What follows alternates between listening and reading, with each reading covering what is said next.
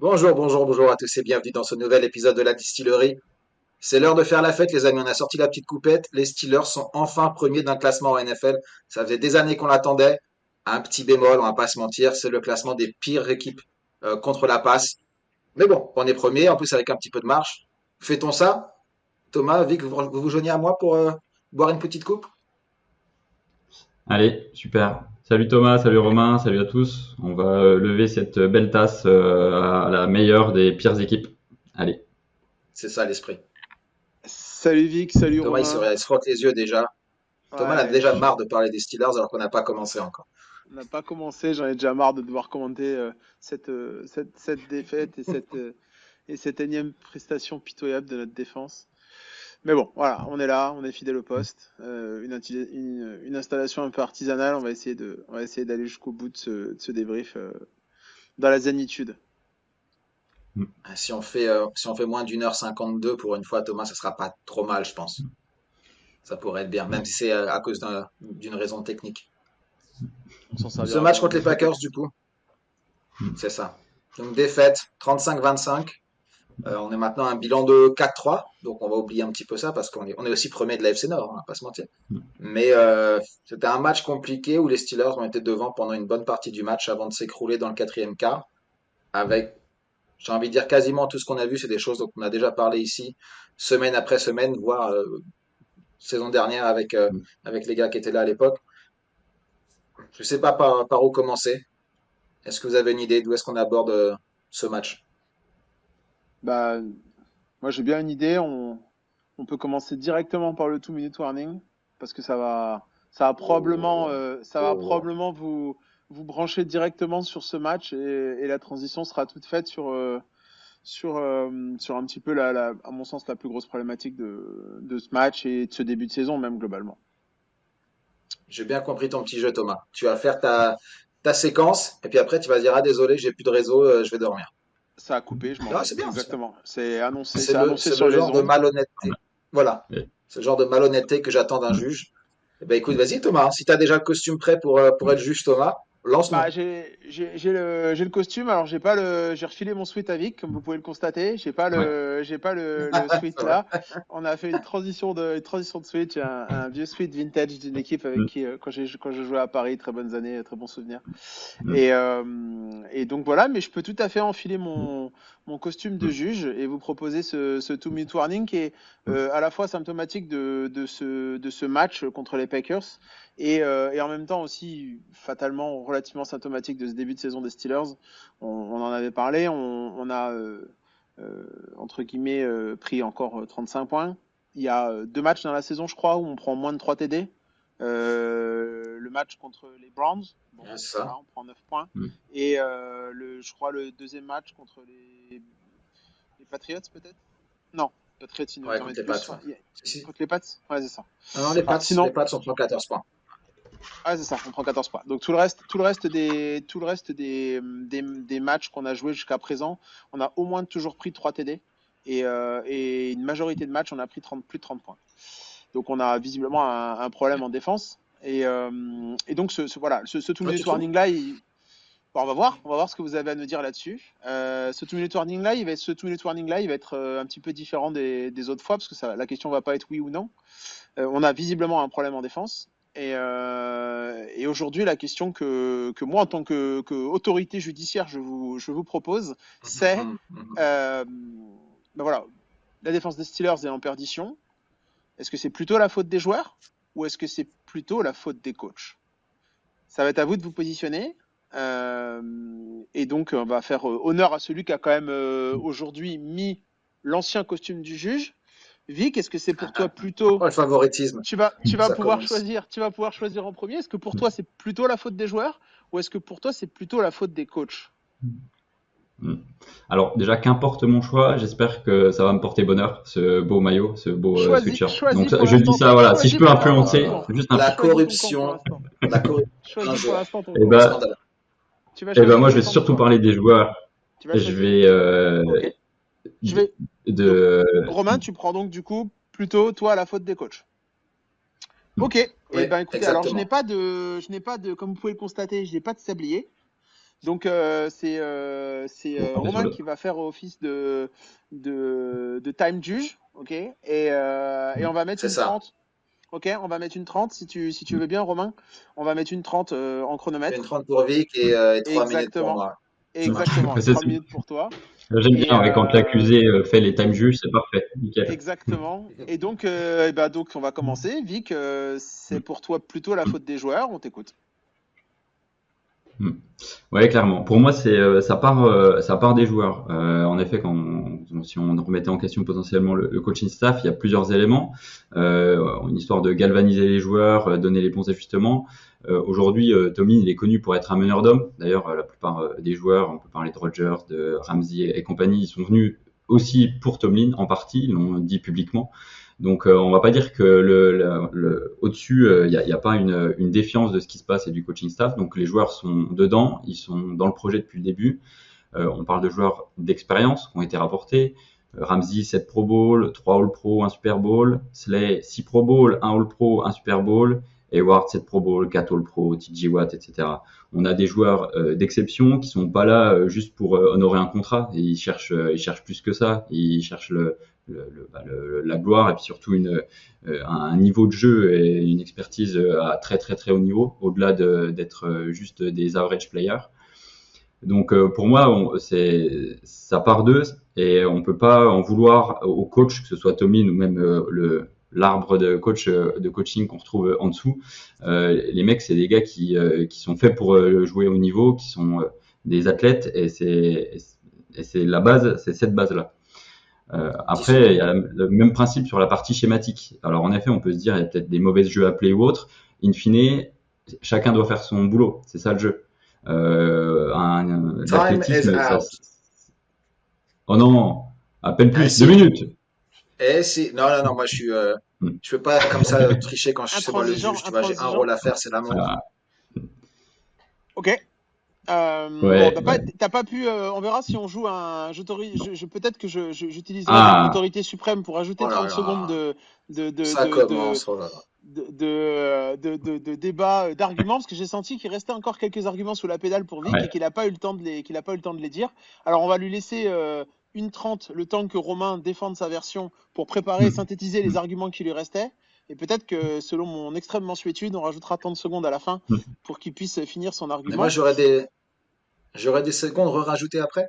Bah toi, on va On va voir faire déjà si tu un peux match à respecter 6 le chrono. prolongations comme en NBA, tu On sais. va déjà voir si tu peux tenir dans le chrono. Ça Mm. fait partie des choses. Vic, tu as une 30 à mettre sur ton Ouais, chronomètre? Parce que ouais, par je acquis laisse de pas conscience. Romain Juste lui-même par acquis de décideur. conscience. Hein. Voilà, je laisse pas Romain lui-même décideur de c'est une 30. Ok, on est bon sur le chrono, Vous vous, Vic? vous vous rappelez, vous Ouais. vous rappelez quand c'est moi qui avais commencé ce podcast et qu'il y avait des gens qui me respectaient à l'époque? Mm. C'était bien, hein? C'était cool. Ok, alors Bon, allez, tu Preuve peux. à l'appui. ça va être le moment, ça va être le moment où Romain, tu vas nous expliquer plutôt Mm. pourquoi c'est plutôt la faute des coachs finalement.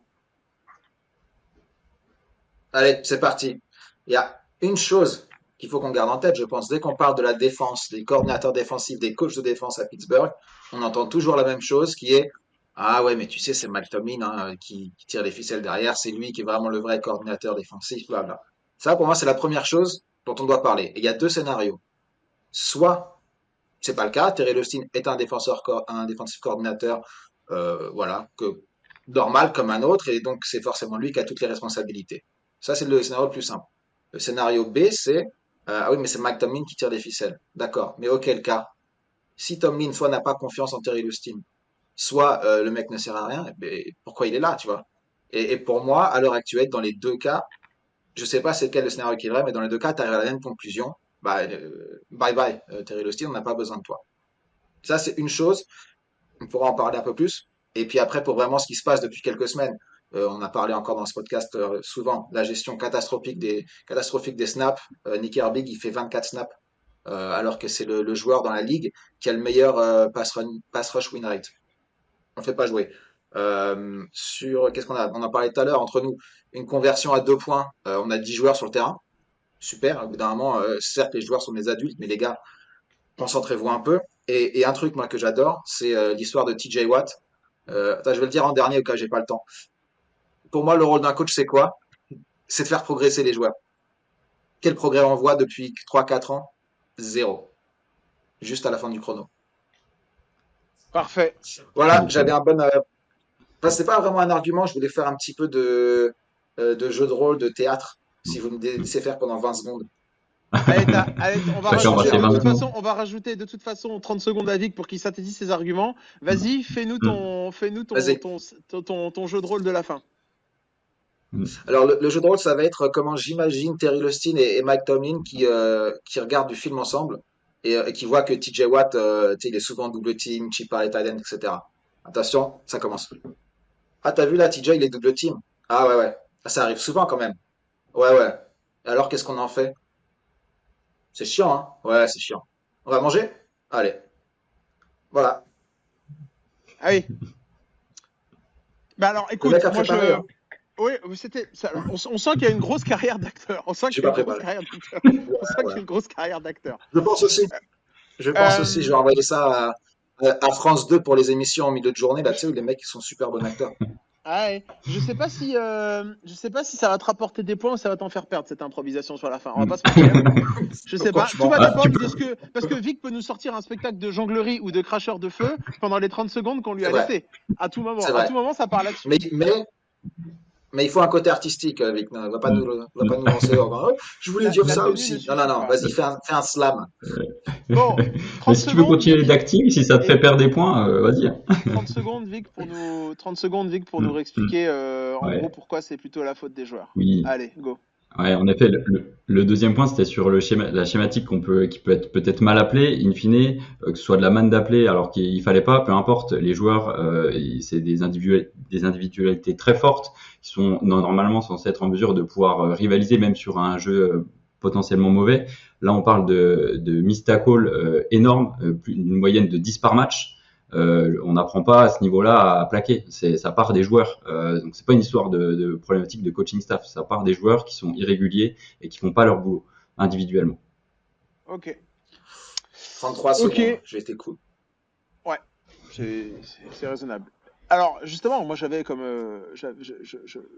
J'étais évidemment partagé. Toutes les questions que je pose généralement dans les 2-minute warnings, c'est des questions sur lesquelles je suis partagé, même si j'ai un avis un petit peu dessus au départ. Euh, les, les, les deux versions s'entendent. Moi, je m'attendais à ce qu'effectivement, ce que Vic, tu parles notamment, et c'est vraiment la stat qui, je pense, schématise quand même énormément la responsabilité des joueurs. Et tu l'as abordé, heureusement quand tu as laissé finalement 30 secondes, parce que tu l'as abordé dans ta deuxième partie de truc, c'est les miss tackles. Les Enfin, miss tackles, et tu as entièrement raison, ça fait partie c'est à peu près les seules stats où tu peux voir si les joueurs jouent à leur niveau ou pas, même si, bon, reste, il y a la stratégie de jeu, il y a pas mal de choses. Et effectivement, dans les miss tackles, ça, c'est pas la faute des coachs. Quand tu rates un plaquage, c'est toi et toi-même avec le niveau que tu as. Donc, moi, cet argument-là, je le trouve pertinent. Et c'est vrai qu'on voit depuis le début de la saison qu'on est une des pires équipes en termes de ratio de plaquage. On voit également qu'il y a des joueurs qui, tout simplement, sont pas à leur niveau. On va peut-être parler après dans les peut mieux faire, doit mieux faire surtout, d'un mec comme Darius Slay qui a l'air complètement cuit sur les couvertures qu'il fait. Tu as l'impression que vraiment il fait son âge. Voilà, Jalen Ramsey a fait un très bon début de saison, et puis petit à petit, voilà, et c'est encore en deçà de ce qu'on peut attendre. Un mec comme Joey Porter, bah, comme tu dis, il n'a pas progressé. Alors on va plutôt plutôt du côté de Romain, parce que ça fait aussi partie du boulot des coachs notamment sur les jeunes joueurs. Mais on sent qu'effectivement, ces joueurs-là, individuellement, ils sont en deçà de ce qu'ils sont capables de faire. Donc là-dessus, moi, je suis quand même.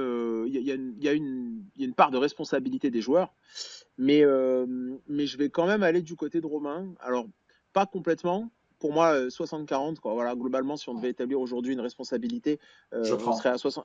à 60% sur les coachs et 40% sur les joueurs. Parce que les arguments que tu as utilisés, Romain, sur la responsabilité du staff coaching, ils sont complètement pertinents. Cette équipe et ces jeunes joueurs, je trouve, en défense ne progressent pas. On a investi des choix de draft, des choix de free agency, de masse salariale sur des joueurs depuis des années. Et en fait, ces joueurs-là, soit ne répondent pas aux attentes, soit tout simplement déçoivent, sont vraiment, voire des fours, quoi. Certains joueurs, tu commences à te poser des questions. Et à côté de ça, tu as effectivement, et tu l'as dit, le cas symptomatique qui cristallise un peu tout ça, c'est Nick Herbig, qui est notre meilleur pass rusher, qui est la plupart du temps en plus jamais double teamé. parce que déjà à côté, tu es obligé de faire face à d'autres gars, notamment TJ Watt, et malgré ton improvisation théâtrale de haut niveau, t'es pas loin de la vérité quand tu nous montres que bah voilà, les mecs, il est Comment double ça, teamé la plupart malgré? du temps. Ouais, il est double teamé la plupart du temps, et en fait, t'arrives pas à trouver de solution à côté pour mettre la pression. On l'a vu contre Flacco et les Bengals, il était pris à chaque fois TJ Watt, et à côté de ça, on n'est pas arrivé à mettre un sac à un mec qui est plus vieux que moi. Donc en fait, ça, c'est un problème tactique. C'est pas juste les joueurs, c'est un problème tactique. Alors oui, tu dois gagner tes duels sur la ligne.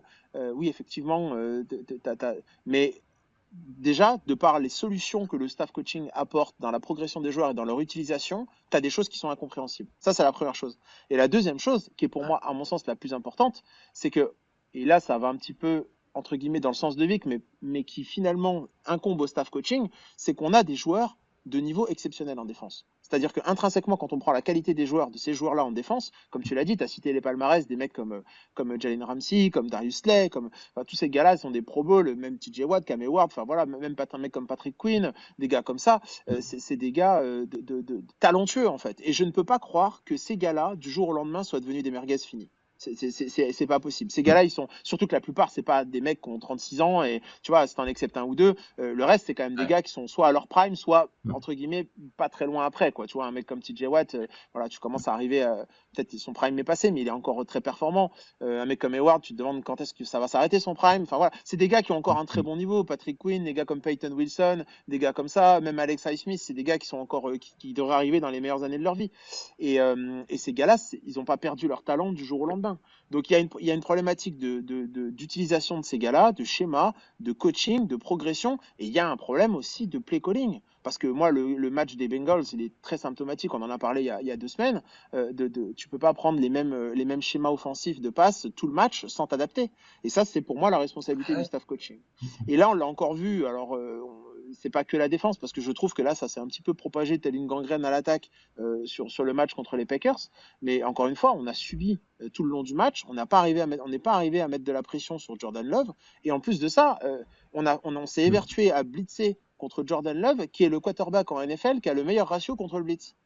Donc en fait, à partir de ce moment-là, quand tu commences à regarder Une des stats, semaine, tu vois, oui, Thomas, juste dis-moi. un point sur celui-là, parce que enfin, c'était un truc sur mes notes aussi.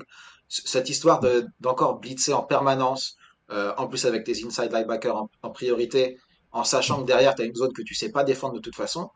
Qu'on le fasse une fois, c'est chiant. Qu'on le fasse 2 semaines de suite, Ouais, c'est une faute j'ai pro. pas de réponse. Comment Oui, tu c'est une justifies faute ça? pro. Mais c'est une faute pro. Et je te dis, en plus, la stat, c'était que Jordan Love avait le meilleur ratio contre le blitz. Donc en fait, tu comprends que très rapidement, un mec qui a un bon ratio contre le blitz, c'est soit qu'il a des soupapes de sécurité performantes, soit qu'il a un quick pass game qui est très bon, soit tout simplement qu'il sait se débarrasser du ballon et trouver des solutions. Et en fait, nous, on s'est évertué à blitzer contre lui pour lui mettre finalement zéro pression, quasiment. Et lui, il a continué à nous disséquer. Et encore une fois, tout le match, ça s'est passé comme ça. Et ça, c'est pas de la faute des joueurs. Ça, c'est un schéma de jeu, c'est un game plan, et ça, c'est entièrement décidé et par Terry Lostin et par Mike Tomlin. Et pour finir, et là, je te rejoins complètement, je ne comprends pas quel est le rôle de ce monsieur. C'est-à-dire que tu as raison dans ce que tu dis. Soit c'est Tomlin le boss, et dans ce cas-là, à quoi il nous sert? Ok, autant prendre un amuseur public, tu vois, autant prendre un mec qui va galvaniser ses gars, et, tu vois, ou qui va juste avoir des schémas très très bons, et il laisse Tomlin faire le play call et la gestion des joueurs, et lui il va juste proposer des solutions tactiques. Or, on s'aperçoit que les solutions tactiques, elles sont pas là. Donc, c'est pas un mec comme ça. Et C'est soit c'est ça. le gars qui vraiment prend les responsabilités du play calling, et dans ce cas-là, c'est pas la faute de Tomlin, mais c'est clairement de sa faute à lui. Et donc, dans ce cas-là, il sert à rien. Donc, en fait, moi, je trouve que Terry Lostin, euh, bah, je comprends pas ce qu'il fait là. Et quand on sait qu'il y a 2 ans, on a laissé partir Brian Flores à Minnesota, retourner à Minnesota, alors il est arrivé entre-temps, il est arrivé ailleurs. En fait, tu te dis là, pour moi, ça, c'est la faute de Tomlin. J'ai l'impression que c'est un petit peu Ah, d'accord. la foire à la promotion interne au coach chez les Steelers et qu'on a du mal à aller chercher un autre mec extérieur qui va peut-être amener de la fraîcheur, etc., etc. Et ça, j'arrive pas à l'expliquer. Donc, je pense plutôt Après, pour côté Romain. Mais bon, les joueurs ont évidemment une part de responsabilité, c'est évident. Bien sûr. Les missed Après, tackles, est-ce t'en que as parlé, le... Vic, je reviens vite fait dessus parce que Ouais. de tête, je crois que sur les 3 premières semaines de la saison, on est l'équipe avec le plus de missed tackles de la ligue, de très loin. Mm, Et je crois qu'on fait 2 matchs de suite où on en fait 2 ou 3 par match, pas plus. mm, Et on a vu ces 2 victoires, c'est les Browns et les Vikings, c'est peut-être les 2 matchs les plus mm. faciles entre guillemets de la saison Abouti. en termes de score. Mm, Et mm. puis après, voilà, on repère encore cet aspect de, c'est quoi le mot que j'avais utilisé, de propreté quelque part entre ça et les pénalités. Et ça se ressent tout de suite, quoi. Mm. Ouais, bah c'est ça, là on est à 14 miss tackles pour le match contre les Packers, et puis la semaine précédente contre les 14, Bengals c'était T'imagines 13 je 14, crois. Ouais. 14 plaquages ratés. Et incroyable. dans le global, Patrick Quinn qu'on a 12 sur la saison, Darius Slay qu'on a 8, enfin avec un pourcentage de miss rate par rapport à T'imagines les expected tackles qui est important, quoi. Patrick Quinn qui est inside linebacker, c'est censé être tes machines à plaquer, hein. Mm. Le gars rate plus de 2 C'est ça. plaquages par match. Mm. Donc en fait, Ouais, c'est ça le sujet. ouais. Donc en fait, Là, il en rate 3 contre les Packers. ouais, bah, c'est ça. Donc en fait, quand tu commences à avoir des inside linebackers qui ratent leur plaquage, soit c'est pour ça que je t'ai dit, les joueurs ont aussi une part de responsabilité, c'est évident. C'est des joueurs qui jouent pas à leur niveau. J'aurais voulu juste renuancer 2 choses. Alors sur la partie sur Austin, là où je vous rejoins, par contre, est-ce que demain Austin part, ça change fondamentalement grand-chose sur la partie défensive? Pas sûr, parce que malgré tout, Tomlin, il a quand même la main mise sur la défense depuis toutes ces années, parce que c'est un peu son histoire. Et sur la partie joueur, donc là j'ai parlé des miss tackles, mais j'ai d'autres stats aussi. Et finalement toutes les lignes, toutes les positions importantes, les TJ Watt et Highsmith qui ont un taux de pression qui est très faible par rapport à d'habitude.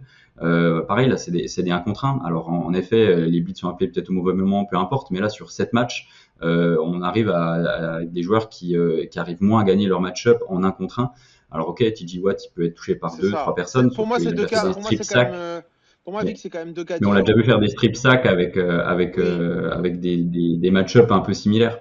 Pour moi, Et donc ça, c'est pour sur moi, la c'est partie. quand même 2 cas différents, tu vois. Highsmith, pour moi, vraiment, est en chute libre, je trouve, en termes de niveau, parce que je trouve qu'il est vraiment, il est plus, l'année dernière, il avait réussi une belle saison, et cette année, tu sens que soit il est gêné par des blessures, soit l'éclosion de Nick Herbig, peut-être, La lui a mis comparaison est avec Herbig. voilà, exactement, peut-être qu'elle lui fait un peu mal.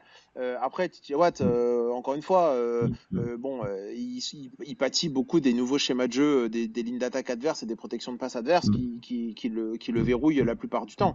Mais ça devrait laisser de la place aux autres. En C'est fait. même pas. C'est ça le problème. Mais il a déjà C'est réussi les exactement. années passées à trouver de la place pour être clutch à certains moments. Alors TJ Watt, on lui demande pas de faire 4 force fumbles par match, mais il a souvent un splash play.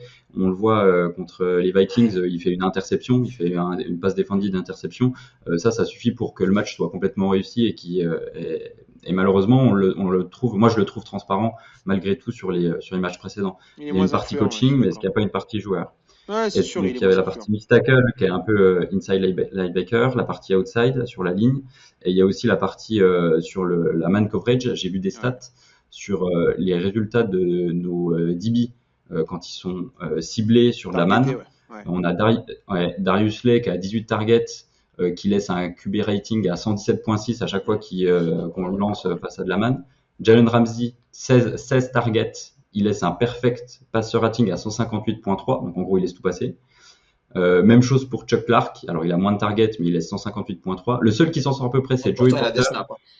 Ouais. Et il y a que Joey Porter qui s'en sort un peu avec 14 targets, sauf qu'en fait ça prend pas en compte les passes interférences. Ouais, c'est ce qu'on disait la semaine dernière. En gros, si tu lui rajoutes les 2 interférences qu'il fait la semaine dernière, il est au-dessus des 100 aussi en rating. Bah oui. Ah non, mais il y a un gros problème, il y a un gros problème de couverture, il y a un gros problème de DB, hein, et ça va pas s'améliorer avec Ouais. Mais qu'importe le schéma, si tu veux, ça c'est quand même malgré tout symptomatique que les joueurs sont pas en confiance dans le schéma ou autre, peu importe, mais de la man c'est de la man, tu dois suivre ton mec. Si tu laisses autant sur un match, ok, sur 2 matchs, ok, sur 7 matchs, là il y a quand même il y a aussi une problématique, je trouve, de performance des joueurs, au-delà du coaching. Juste un petit truc là pour rajouter quand même sur la man-to-man. Il y a la défense man-to-man, et donc du coup c'est un peu ingrat comme stat, parce que la couverture aussi dépend énormément de la qualité de pression de ta ligne défensive. C'est-à-dire que la man-to-man, c'est pas juste couvrir son gars. Il y a personne au monde qui est capable de couvrir un receveur NFL plus de 3-4 secondes vraiment en stock, quoi, tu vois, enfin vraiment en man-to-man collé. Donc c'est couplé aussi au taux de pression que tu mets. Et là, on en revient à ce que disait Romain sur l'utilisation des schémas, des stuns et des blitz, des schémas de blitz des cordos, qui là rejoignent la partie tactique. Et ce que tu disais également sur la ligne des gars qui gagnent pas leur duel. Et ça, pour le coup, ça met en difficulté notre backfield, qui est déjà pas ouf, et qui en plus le met en difficulté parce que tu as des gars, moi je regardais des fois là, sur le dernier match contre Jordan Love, il a 3-4 secondes, tu vois, tranquillement, et après, encore une ou deux, il arrive à étendre le jeu pour faire 5-6 secondes de délai pour lancer la balle. C'est beaucoup trop. Tu peux pas couvrir un mec pendant 6 secondes, un athlète NFL, un receveur NFL, en étant même le meilleur corner du monde. Donc ça, c'est.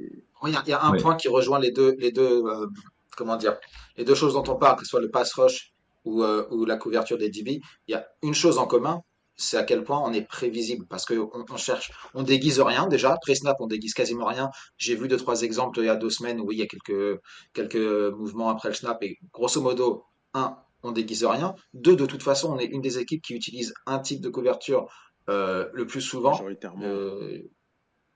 Ouais, c'est ça. C'est-à-dire qu'on a vraiment un truc dominant. Il y a d'autres équipes qui ont comment dire, une couverture dominante qu'ils préfèrent, mais ils vont quand même varier un peu plus que nous. Nous, on est sur du cover 3 et à la limite du cover 1, mais dans les deux cas, tu as un deep safety et enfin, on cache rien. Ça, c'est une chose. Et d'autre part, si on voit qu'il y a des difficultés quelque part, et ajuste-toi. Je veux dire, effectivement, tout le monde ne peut pas être pendant 6 secondes avec le meilleur receveur adverse.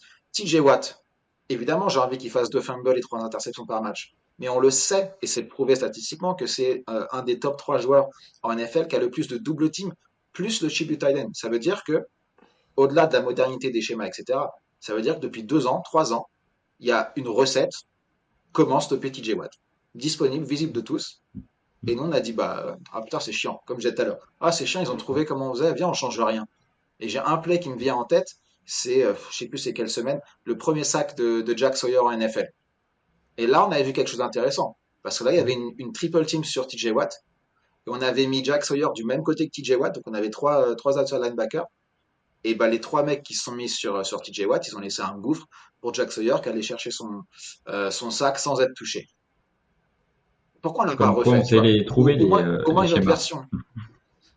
Ouais, mais voilà, c'est que ça existe, on sait faire, mais on a l'impression qu'on a accepté la défaite de dire TJ Watt il sera double team et il sera Non, check mais par quand le c'est tight comme end. ça, il faut que Oui, tu ça tires, veut dire ça occupe trois mais gars, oui, il faut que ça tu occupe tires, trois il mecs, faut que tu trouve une tires solution. parti, il faut que tu tires parti de ce truc-là. C'est-à-dire qu'en gros, encore une fois, la gestion tactique d'un match, c'est une partie d'échec entre cordeaux.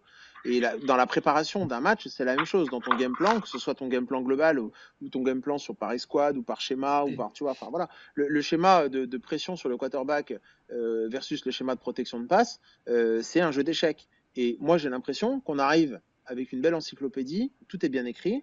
Et en fait, à partir du moment où en face, ils se sont adaptés, ils nous proposent autre chose qui sort de ce bouquin, on n'a aucune faculté d'adaptation. Et ça, c'est typiquement, pour moi, hein, ça, c'est de la responsabilité du staff coaching. Et ça, comme Sûr. tu dis, quand tu commences à avoir 2-3 mecs sur TJ Watt, c'est anormal qu'à côté de ça, on n'ait pas un peu de créativité dans les schémas de blitz et les stuns défensifs pour aller mettre de la pression sur un quarterback, sachant qu'on est au bas mot, au pire du pire, à 1 contre 1 de l'autre côté. Et des fois même, si tu te démerdes bien, C'est tu peux ça, arriver par des schémas de blitz à créer une supériorité sur un autre endroit. Et ça, exactement. malheureusement, Mathématiquement, tu peux pas l'imputer à quelqu'un d'autre que le staff. Hein. ouais. Parce que mathématiquement, Ouais, si tu as trois mecs sur TJ Watt, ça veut dire que le reste du match, c'est un 10 contre 8. Hmm.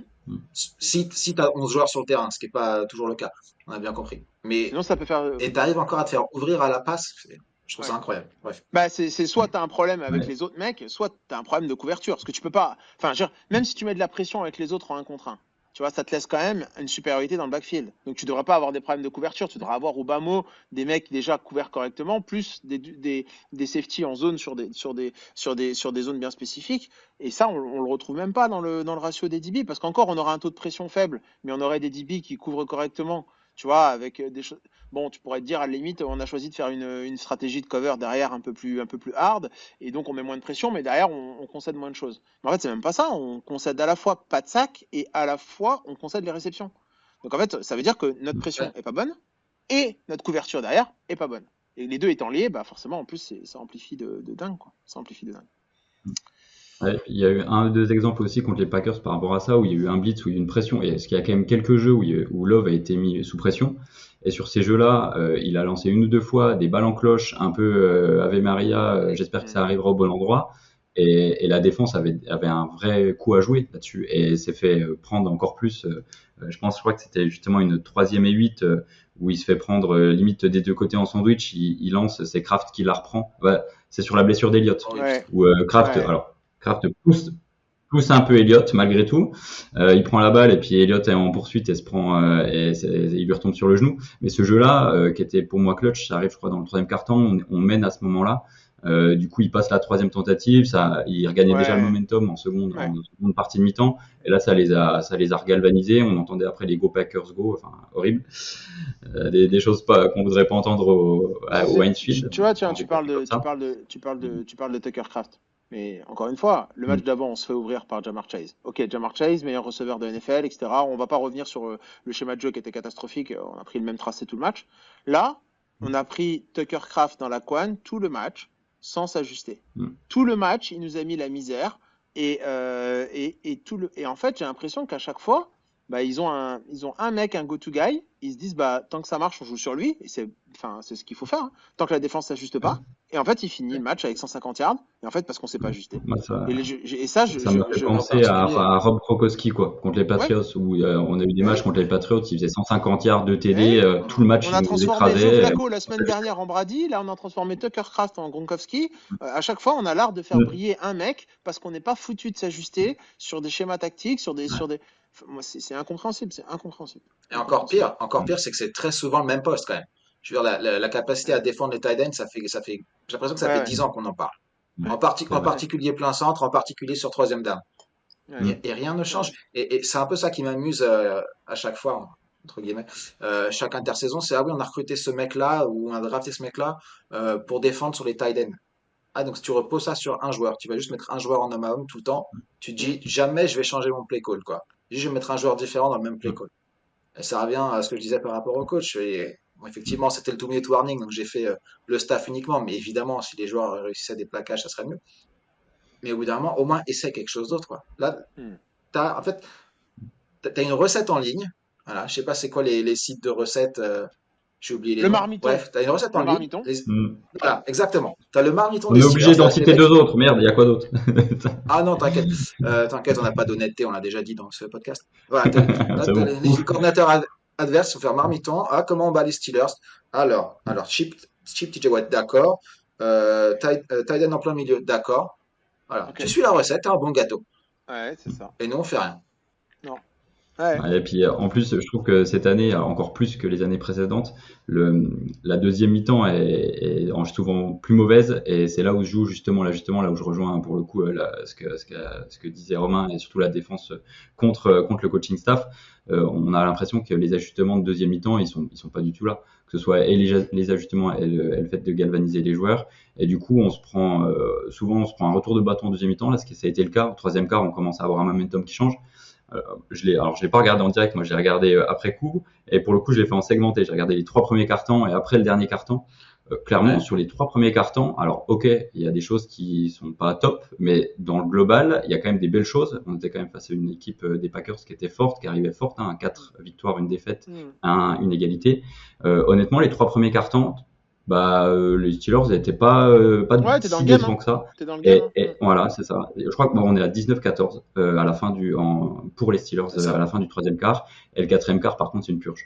Et on sent que le 21-6. momentum il shift déjà sur le troisième quart au cours du troisième quart. Donc c'est vraiment la deuxième mi-temps qui nous met dedans. Et clairement, c'est pas la première fois qu'on ressent qu'il y a probablement un gros manque d'ajustement ou un mauvais manque d'ajustement sur la deuxième partie après la mi-temps, quoi. Ouais, je pense Et que ça, J'ai le, c'est je ça, pense passé que c'est une stat. vraiment problématique. je pense que la perte J'ai de, passé la une stat perte de, là-dessus. la- Je l'ai pas. vous vous Excuse-moi, souvenez Thomas. quand est-ce que, Juste pour vous vous illustrer le souvenez propos quand, de ah, Vic. vas-y, vas-y. Juste pour illustrer ce propos de Vic, j'ai vu une stat passer, je la retrouve pas. Mais en gros, ça mettait le nombre de points concédés par carton et ça mettait le classement des Steelers. Premier, deuxième, troisième quart, on est une moitié de Ouais. tableau. Il y a même un des quarts où on est top 10. Et puis quatrième quart, sur cette saison, on est bon dernier. En NFL, on encaisse plus de 11 points de moyenne dans le quatrième quart. Donc on en parle là et je pense que je vois où tu veux en venir Thomas sur un plan particulier, mais c'est un truc qui arrive depuis le début de la saison. Et quelque part, ça illustre Ouais, bien le sentiment qu'on a entre nous, fans des Steelers, depuis des années, qu'il n'y a jamais de match facile, parce que même si on prend un peu d'avance, mm, on va se faire peur mm. au quatrième quart. Mais Ouais, c'est une stat qui, en puis là, particulier après ce match-là, dit beaucoup de choses. ouais. Et puis les deux derniers cartons là, du coup contre les Bengals, contre les Packers, on se prend 34 points, ce qui est énorme du coup, ce qui correspond au-dessus des 11 points dont tu parles de moyenne sur le quatrième quart. Donc c'est, enfin 34 points, clairement, ça nous permet pas de finir un match correctement. Et ça, ouais, enfin c'est d'autant plus une tristesse que à l'issue du match contre les Bengals, toute la défense était remontée pour essayer de faire un match bien, bah, se remettre dedans, faire un match comme contre les Vikings, comme contre Cleveland, etc. Et avec cet élément, ce supplément d'âme supplémentaire, eh ben, on fait presque pire, quoi. Et du coup, là, c'est décourageant. C'est Ouais, décourageant par en fait, c'est rapport ça. aux performances de la défense. Moi, pour moi, c'est inquiétant, là. C'est vraiment, ça commence vraiment à devenir inquiétant. Avant, tu pouvais te dire, moi, Mm, les Bengals, pour moi, je l'ai pris comme un accident un peu industriel, tu vois, comme une faute pro, un mm, accident industriel. Tu te dis, bon, bah voilà, ok, mm, tu vois, ils sont passés à côté, ils l'ont tous admis, ils sont admis qu'ils avaient été vraiment en dessous de tout. Et tu vois, moi, je m'attendais surtout, au-delà du résultat, je m'attendais surtout à une réaction sur ce match contre les Packers. Je m'attendais vraiment à voir des gars, des vétérans, avec des gros caractères, avec du gros niveau de jeu, d'une grosse expérience pour la plupart, et je m'attendais à ce qu'ils aient vraiment une réaction d'honneur, une réaction d'orgueil, en allant chercher ces Packers contre une belle attaque et en montrant quelque chose. Et en fait, bah, non seulement tu montres rien de mieux, mais en plus de ça, tu prends 35 points. Et alors en plus, moi, ce qui m'inquiète encore plus, c'est qu'on a probablement perdu pour la saison le défenseur qui, pour le coup, était à peu près le seul qui jouait à son niveau, ou voire même à un niveau décent, avec Deshaun Elliott, qui était vu, et comme j'ai lu dans pas mal d'articles là, maintenant que sa saison est terminée, qui était vu comme probablement l'un des meilleurs communicants de la défense. Donc en gros, un mec qui crée du lien en plus dans sa défense, etc. Ouais. Et en plus, on perd ce gars, tu vois. Donc ça va, enfin, fatalement, ça va pas nous aider à être meilleurs. Donc tiens, j'ai vu, je sais pas si vous avez vu ce petit. Alors, il est pas, c'est pas complètement de lui le truc, mais je sais pas si vous avez vu ça là. Il a déclaré là aujourd'hui ou hier que en gros, maintenant il est out de saison, hein. A priori, ça y est, il a mm, été opéré et donc a priori, il reviendra pas cette saison. Et il a choisi de renoncer en fait à toute la partie monétaire de son contrat. Je sais pas si vous avez vu cette histoire. Ah ouais? Ouais, il a choisi Non, de j'ai pas vu. renoncer en fait à la partie monétaire de son contrat et de toucher que le minimum syndical pour que justement les Steelers puissent aller chercher quelqu'un euh, pour pallier à Ah son ouais. absence. Alors c'est quand même. Alors pour moi, j'ai été super surpris quand j'ai vu ça parce que j'avais quasiment jamais vu de joueur NFL faire ça et, ah euh, ouais. et je trouve le geste admirable, tu vois, entre guillemets. Le seul truc qui du coup est un peu le petit bémol à ça, c'est que Cam Skatebo, donc le running back des Giants, qui s'est blessé gravement aussi à la cheville la semaine dernière, j'ai vu qu'il avait Ouais. fait ça aussi il y a 7-8 jours. Et du coup, en fait, je me suis dit, bon, tu vois, Est-ce que, l'idée, ouais. enfin, le geste est noble, tu vois ce que je veux dire, le geste est très noble, personne ne l'obligeait à faire ça. Après, voilà, Ouais. c'est encore plus beau de la Ouais. part de Skatebo, qui est un rookie, et qui, voilà. Mais voilà, bon, bref, toujours est-il que Deshaun Elliott, qui pour moi était vraiment l'âme de cette défense cette année, ben on le perd pour la saison et ça va pas nous aider à être meilleur pour la suite. Et ça, pour moi, c'est vraiment inquiétant. C'est vraiment inquiétant. Ouais. On Ouais, va y bah, revenir. Il y a eu bah, un puis, trade hier dont on parlera Hum. quand on se tournera vers le match de ce week-end. Ouais. On a très peu parlé de l'attaque. Je sais que Thomas t'a dit en début de podcast, il y a des choses à dire. J'ai aussi des choses à dire sur l'attaque. Euh, on parle de l'attaque dans ce match-là. Vic, tu voulais dire un dernier truc sur la défense, peut-être? ouais, non, bah c'est en effet, je rejoins Thomas sur Elliott, sur le ce qu'il apportait, au-delà même Oui, la partie certain. communication. Enfin, on en a parlé aussi de l'énergie qu'il apportait. Il avait ce supplément aussi qui Baromètre, était le intéressant baromètre pour la du contact. défense. Ouais. Ouais. Et il amenait à chaque fois une étincelle, une spark. Et quand il est revenu d'ailleurs contre les Vikings, parce qu'il était blessé Ah, ça s'est vu, les hein. premiers matchs, bah, ça s'est vu aussi. Enfin, en tout cas, il y avait quelque chose. Et là, clairement, c'est un vrai coup dur parce que c'est quasiment le seul bright spot en secondary et out saison. Donc c'est vrai que Ouais. quand on a vu ça, ça fait mal, quoi. Est-ce Pour qu'on moi, passerait Deshaun pas sur Elliott, je m'en les. suis pas trop caché. Ça fait 2 ans que, pour moi, c'est au moins mon joueur préféré dans la défense. Ouais, c'est notre On meilleur pourra débattre défenseur. meilleur ou pas, mais personnellement, Mm. ouais. Mais au-delà, tu vois, Et au-delà du puis jeu, même, comme on disait c'est avec Vic ouais. aussi, c'est vraiment l'apport qu'il a sur l'équipe. Pour moi, c'était, voilà, c'était le vrai boss de la Mm. défense, avec tout l'amour que j'ai pour Cam Hayward et pour TJ Watt. Ouais, ça sera pas la même Et- équipe sans Deshaun Elliott. Et même si Scatebo avait fait le même move que lui, si en effet c'est réel là, le pay cut qu'il prend, ça reste quand même un mec qui est pas un former Steelers, enfin qui est là pas depuis des milliards de saisons, Ouais, ouais. qui aide de l'organisation. Donc Ouais. moi je le vois quand même très positivement, même s'il a Ah non, suivi mais peut-être c'est la extrêmement mouvance avec positif, hein. Scatebo Ouais. quoi. Oui, oui, c'est extrêmement positif, hein. Ce que je veux dire, c'est que ça aurait été Mm. encore plus joli, un plus beau move s'il avait été le précurseur de Mm. ça, tu vois. Parce que ça, c'est vraiment Mm. quelque chose que tu Possible. vois très rarement. Ouais, ouais. Ouais, Et c'est clair. voilà, c'est juste ça. C'était un petit bémol, mais je trouve le Mm. geste tout à fait honorable. Voilà, qui récompense aussi probablement le fait que les Steelers lui aient donné un nouveau contrat et pour aller Mm. probablement chercher des objectifs collectifs de titre. Et tu vois, et Mm. peut-être qu'on en voit un peu plus clair là-dedans. Tu vois, peut-être que tu vois, quand je vois ça, ce que je lis à travers ce move que fait Elliott par rapport à ça, c'est que je pense vraiment que les Steelers sont sur un cycle de court terme cette année ou l'année prochaine, mais je pense encore plus cette année, d'aller chercher un titre, de viser un titre. Et du coup, je pense que c'est pour ça que, notamment, que Elliott fait ce geste, tu vois. Je pense que ça a dû être le mot d'ordre donné à des mecs comme Rodgers, Hayward, tous les anciens, tous ces mecs-là, en leur disant, voilà, on met tout l'année prochaine pour aller chercher un titre. Et c'est d'ailleurs peut-être aussi pour ça qu'on commence à avoir là j'ai vu pas mal on a l'air agité sur les rumeurs des transferts, sur la free agency, sur les échanges. On est cité dans énormément de rumeurs, de moves, etc. On en a déjà fait quelques-uns, on en parlera tout à l'heure.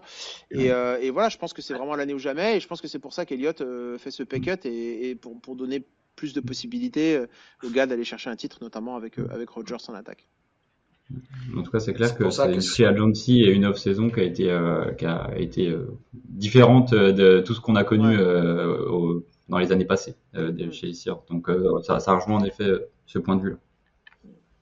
c'est ce à quoi j'ai pensé quand on a parlé aussi Thomas, c'est que je vais pas être désolé pour un multimillionnaire qui va lâcher quelques millions dans l'histoire, mais je me suis dit le pauvre, il lâche un salaire peut-être parce qu'il pense que il y a un truc à aller chercher. Et je me dis le pauvre, il va balancer de l'argent par les fenêtres parce que on va quand même finir à 8-9 ou à 9-8 et fini. Mais bon, je vais pas trop être désolé. Si on me donnait 1 million, on peut s'arranger, on peut discuter. L'attaque, du coup, quelque chose à dire. Je vais vous lancer un petit peu sur une stat que j'ai vu passer et pourtant j'avais pas trop eu ce ressenti. En deuxième mi-temps, les Steelers ont fait 2 courses. Tout le reste par la passe, 2 jeux de course. Ouais, parce que Voilà, en première mi-temps, sans ça marchait. commentaire, je vous laisse Non, commenter. mais parce qu'en première mi-temps, ça marchait un peu trop bien la course. Et du coup, je pense qu'il fallait Ouais, quand ouais, même c'est vrai. modérer un peu. Non, alors j'ai une explication un peu, je pense aussi, comment dirais-je, contextuelle à ce fait-là. Euh, En première mi-temps, on a fait, alors je ne veux pas dire de bêtises parce que j'ai pas la stat exacte, mais j'ai l'impression qu'on a joué pas mal avec Spencer Anderson en swing tackle et sur le jeu de course. Et en deuxième mi-temps, on perd ce Malo sur blessure. Il s'est pété le pec. C'est vrai. Du coup, en fait, Spencer Anderson passe garde gauche. Et du coup, t'es plus sur ce système. Alors, encore une fois, je me fais l'avocat du diable parce que à l'entraînement, j'imagine que, ok, Spencer Anderson est le swing tackle, ok, c'est lui sur le jumbo formation, ok, d'accord, mettons. Mais enfin, il n'y a pas que lui, je pense quand même. Il y a d'autres mecs, je pense, qui sont quand même Et capables puis de t'as jouer pas swing tackle forcément. ou qui sont capables de faire le sixième line. Tu vois, je veux dire, donc t'abandonnes pas une Et puis t'as le droit de formation. courir sans sixième line, hein. Tout à fait, t'as le droit de T'as le droit courir de un courir sans sixième line. sixième line aussi, hein. Tout à fait, tout à fait. Mais ça marchait bien en fait, tu vois. Il faut dire les choses telles qu'elles sont. Cette jumbo Oui. formation, ce système avec un sixième O-line plus Darnell Washington, c'est une combo qui fonctionne. On l'a vu depuis plusieurs matchs et contrairement aux autres équipes, on n'arrive pas à user et abuser des choses qui fonctionnent. Et en fait, c'est ça que j'ai du mal à comprendre. Les équipes en face nous jouent, comme tu dis, le marmiton. Ils regardent, ok, la recette pour TJ Watt, la recette dans le hall, ok, on a compris, on joue ça. Et nous, la recette pour l'instant fonctionne sur le jeu de course avec un swing tackle, une jumbo formation et Darnell Washington. Mais non, on arrête de jouer ça et on va jouer autre chose. Et ça, encore une fois, bah voilà. C'est pour moi le côté un peu limitant de cette attaque. Parce que sinon, encore une fois, alors peut-être que moi, ça sera, je pense, le seul et unique homme de fer de ce match pour moi, c'est que encore une fois, Rodgers sort un match très solide, encore sur les statistiquement parlant, il a encore un rating au-dessus de 100. Alors il prend 3 sacs quand même, je crois de souvenir, mais il fait 2 TD, il marque, il prend pas d'inter, donc il perd pas de ballon. Encore une fois, lui, il ne provoque aucune perte de balle pour son équipe et on fait aucune perte de balle offensive. Donc en fait, juste sur les ratios turnover, c'est juste que notre défense n'est pas capable d'en créer. Là où c'était notre grosse force avant, ben on n'arrive plus à en créer. Mais notre attaque, elle en subit pas non plus. Donc ça, c'est quand même vachement positif. Et je pense que heureusement que cette année, on a quand même Rodgers qui joue à un niveau peut-être plus élevé que ce qu'on espérait. En tout cas, moi, je le voyais pas forcément à ce niveau-là. Et je reste persuadé encore que cette attaque fait des choses bien. C'est juste, on a un gros problème de défense, quoi. C'est vrai qu'on avait en début de saison là sur les premiers matchs un différentiel très avantageux dans le top 5, un différentiel de Mm. takeaways, donc avec un plus 10 à un moment donné. Alors je pense que là il a quand même bien réduit depuis le temps parce qu'il y a plus il y a plus les plays défensifs qui C'est récupèrent ça. la balle et puis il y a eu Ouais. quelques pertes de balles notamment de Rodgers sur les interceptions la semaine passée. Et donc ça fait énormément de différence parce que le momentum quand il shift comme ça, c'est une vraie différence en plein cœur de match et notamment sur les deuxièmes parties de mi-temps. Et pour revenir sur les premiers éléments que tu disais, sur ce match-ci contre les Packers, en première mi-temps, on a quand même fait pas mal de jumbo formation, ça marchait bien. Pour revenir sur la deuxième mi-temps, il y a eu beaucoup moins de courses, mais j'ai noté sur quasiment tous les drives, on a eu des fautes qui nous ont mis un peu en dedans assez rapidement sur des tentatives, ce qui a fait qu'on a un peu Mm. switché en jeu. Même si on a réussi des belles courses qui faisaient plus de 10 yards en première mi-temps, bah, on les a un peu abandonnés, bien qu'on ait quand même vu Warren quand même pas mal sur de la screen, enfin sur des éléments un petit peu plus cachés où il avait quand même la balle et puis il a pu avancer. Donc même s'il n'y a pas eu de course, on a pu voir quand même Warren en deuxième mi-temps. Et moi, sur le troisième quart-temps, ça m'a pas tant choqué que ça. Je pense que c'était plus les pénalités qui nous ont empêché un petit peu de dérouler notre plan de jeu habituel à gagner ces quelques yards grâce au fait qu'il arrive à casser le premier plaquage, quoi. Ouais, on a été indiscipliné, c'est sûr. Mm. Mm. Je me souviens de une ou deux fautes. Il y en a une, je crois, c'est Roughness. Enfin, et à un moment donné, on est parti très physique et du coup du mauvais côté du physique, quoi, parce que on se faisait pénaliser avec des fautes, enfin des fautes bêtes, quoi. Donc il faut être physique, mais c'est toujours la limite à pas dépasser, quoi, après derrière. Mais c'est vrai qu'on Faut est pas se très faire indiscipliné. Je pénaliser. trouve que depuis 2-3 matchs, on est très Mm. indiscipliné, quoi. Là où avant, c'était une grosse force. Sur les premiers matchs, on avait été plutôt discipliné. On ne subissait pas beaucoup de pénalités. Il y a même quasiment des matchs qu'on a Mm. gagnés juste parce on était beaucoup moins pénalisé que les autres équipes. Et là, depuis 2-3 matchs, alors est-ce qu'il y a eu un coup de pression du staff coaching sur l'intensité à mettre, notamment du côté de la défense? Mais je pense que c'est des speeches que tu fais à l'entièreté de ton équipe et pas que à la défense. Et du coup, ça a un petit peu empoisonné l'esprit des gens en se disant, voilà, allez, il faut y aller, faut mettre tout ce qu'on a, et du coup, tu prends des pénalités. Ou est-ce que c'est tout simplement la concentration des joueurs qui sont un peu moins bien, et du coup, ils piochent un peu, et du coup, leur jeu est moins propre? Il y a probablement une explication qui se situe par là, mais c'est sûr que ça nous a coûté énormément sur les 2 derniers matchs. Je suis en train de regarder les stats sur les pénalités. Après, je sais ça dépend évidemment de quand arrive la pénalité, du down, etc., du momentum. Mais c'est assez surprenant. Mais contre les Packers, on est à 6 pénalités. Et je regardais un peu les autres matchs cette saison. C'est vraiment dans la moyenne. On a fait un très bon match, ou un match très clean contre. C'était qui? C'était contre les Seahawks qu'on a perdu d'ailleurs. Il y avait un autre qui a été propre, je ne le trouve plus. Mais regarde, le match contre les Browns qu'on gagne, 10 pénalités quand même. Hmm. Donc, Ah, mais les c'est Browns en ont pris, chiant. ils se sont sabordés, ils en ont pris 15 fois plus, les Browns. Mais rappelle-toi les Bengals en début de match aussi, Hmm. jusqu'à ce qu'ils marquent leur premier touchdown. Moi, je regardais le match, mais je dis, bah ouais, je comprends pourquoi ils sont si mal les Bengals, parce que Hmm. entre les drops et les pénalités, ils se tiraient dans le pied tout seuls. Et Hmm. puis finalement, on a dit non, attends, vas-y, donne-moi ce pistolet. Moi aussi, je vais me tirer dans mon pied avant. Hmm. Euh, Juste pour revenir sur la deuxième mi-temps, j'ai des drives devant moi. Donc troisième quart-temps, on commence avec la balle après qu'ils aient raté un field goal pour terminer la première mi-temps. Donc une belle opportunité de momentum de les vraiment les casser dès Ouais, le parce retour des que vestiaires. on Donc n'en a pas premier parlé de drive, ça, mais ils nous ont quand même bien aidé à manquer des field en goals qui plus, étaient expected, quoi. Enfin, c'était des field goals c'est normalement ça. qui auraient dû être mis. Deux, je crois. Hmm. Ouais, ils en ont Ouais, deux, c'est ouais. Brandon Donc McManus. premier drive, trois plays, 2 yards. OK. Ensuite, les Packers marquent. Euh, le drive suivant, 7 plays, 39 yards. Un field goal, d'accord, très bien. Et après ça, on entend le quatrième quart-temps. Drive suivant, 3 plays, moins 3 yards. Ciao. Drive suivant, 3 plays, moins 9 yards. Fini. Et le drive suivant, 2 plays, 3 yards. Fumble. Voilà. Après, il y a le dernier drive où effectivement on marque dans le garbage time, mais je vais même pas le compter. Encore une fois, il y a tellement de choses à dire sur la défense et on en a parlé à juste titre depuis le début du match. Mais moi, j'ai toujours l'impression, et je crois que Thomas te le dit la semaine dernière, qu'on est trop positif à l'égard de l'attaque et que il n'aide pas toujours non plus. Ouais, parce que là, dans les deux drives dont tu as parlé, je me souviens de drives où soit on se fait saquer, soit il y a une faute. En gros, on est en troisième et longue, troisième et 15, troisième et 17. Et on sent que les deux jeux appelés pour essayer de passer, c'est pas pour essayer de passer la première tentative, quoi. C'est des jeux conservateurs pour gagner 5 yards. On lance une balle en stop à 2 et puis on essaie que, enfin, voilà, on give up le drive 2 fois quasiment Ouais, mais d'affilée. parce que la mentalité, vu que la mentalité de Tomlin, de Arthur Smith et de tout le tralala, c'est de gagner la bataille des turnovers.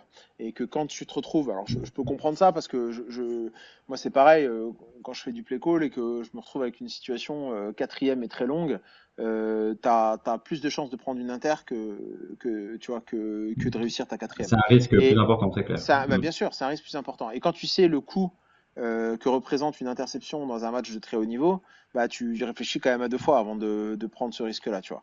Et alors évidemment, là c'est des professionnels, ils doivent avoir à mon avis d'autres schémas de jeu, tu dois pouvoir avoir des utilisations, enfin Parce que des give munitions up qui un sont. troisième et 15, Ouais, je suis give d'accord, up tu un dois troisième pouvoir et 15 trouver. quand t'as Rodgers, quand t'as quand même Ouais. des armes offensives Oui, mais enfin, on c'est n'a quand même pas, dommage, encore une quoi. fois, on n'a pas un roster qui est construit avec trois receveurs de haut niveau capables d'aller chercher, tu vois, des situations longues comme ça. On a un roster d'équipes qui jouent sur les tight ends, qui jouent sur les running backs, qui jouent avec un receveur.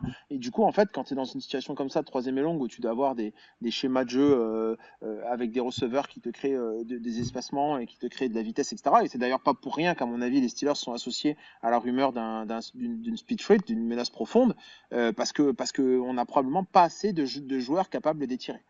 Et ça, Mm. voilà. C'est exactement ça, c'était symptomatique. On a vu troisième et longue, notre jeu conservateur d'avance avec tight end, Voilà. il est Nous plus permet pas efficace et d'aller puis on chercher n'a plus cette. les solutions. Voilà, nous permet pas d'aller chercher de solutions tactiques par rapport à ça. Je suis entièrement d'accord avec ça. Tiens, d'ailleurs, j'en profite en même temps pour basculer ou pas basculer, ça c'est Romain qui verra, mais petit quand même, On de la transition de retour.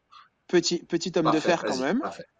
Petit homme de fer quand même, je l'avais oublié, mais j'ai envie quand même de mentionner Roman Wilson, qui, Oui, voilà, il faut. commence à grappiller un peu, commence à grappiller du temps de jeu, alors son touchdown est un peu, j'ai envie de dire, est gentil. Hein, de la part des arbitres, voilà. Mais par contre, voilà, il commence à avoir des balles, on commence à le voir un peu. On n'a pas vu du tout Calvin Austin. Donc voilà, peut avoir une petite éclaircie dans Ouais. cette grisaille en se disant que voilà, peut-être Bah, puis, qu'on va voir Roman Wilson bientôt. Bah, puis c'est bien parce que ça l'a lancé dès le premier drive offensif là où il y a un rôle justement de Rodgers et puis Oui, il ajuste sa course parfaitement, il la prend en tiptoe ça doit faire au moins 50, plus de 50 yards en tout. Et du coup j'avais quand même parlé d'une ball prediction de TD de Roman Wilson ouais, la semaine ça, dernière, donc ça ça, fait du bien que tu en parles, que c'est toi le ça, premier à en parler, voilà. Donc ça, je suis heureux d'avoir réussi cette première ball ça, prediction ouais, exactement, Ouais. exactement, exactement. Je m'en suis contre rappelé bons et 1 heure marrés. avant l'enregistrement. J'ai dit, attends, faut que j'aille écouter. Je suis sûr que quelqu'un avait dit ça la semaine dernière. Ouais. Et j'ai pas eu le temps de le faire. Mais Et d'accord, ben d'accord. voilà. Bah, écoute, Mm, félicitations à toi. mm. Mm. Euh, pour les stats, J'aurais du coup, Roman préféré Wilson, gagner c'est. ma prédiction de score, mais bon, tant pis, j'aurais gagné ma On prédiction peut dessus. pas tout choisir, Vic. On peut pas tout choisir. Ouais. Roman Wilson, c'est 4 réceptions sur 5 targets pour 74 yards et un touchdown. Hmm, Je pense que tous les chiffres que je viens de citer, c'est ses records en carrière, que ce soit réception, hmm. cible, yard, Faut- touchdown. Il a doublé de nouveau Et ses puis en plus, réceptions parce comme qu'il on en a était dit, à deux bah, réceptions. Oui, il était à c'est ça, 4 On en en tout parlait en la semaine c'est ça, carrière, dernière, c'est il a ça. doublé ses réceptions encore.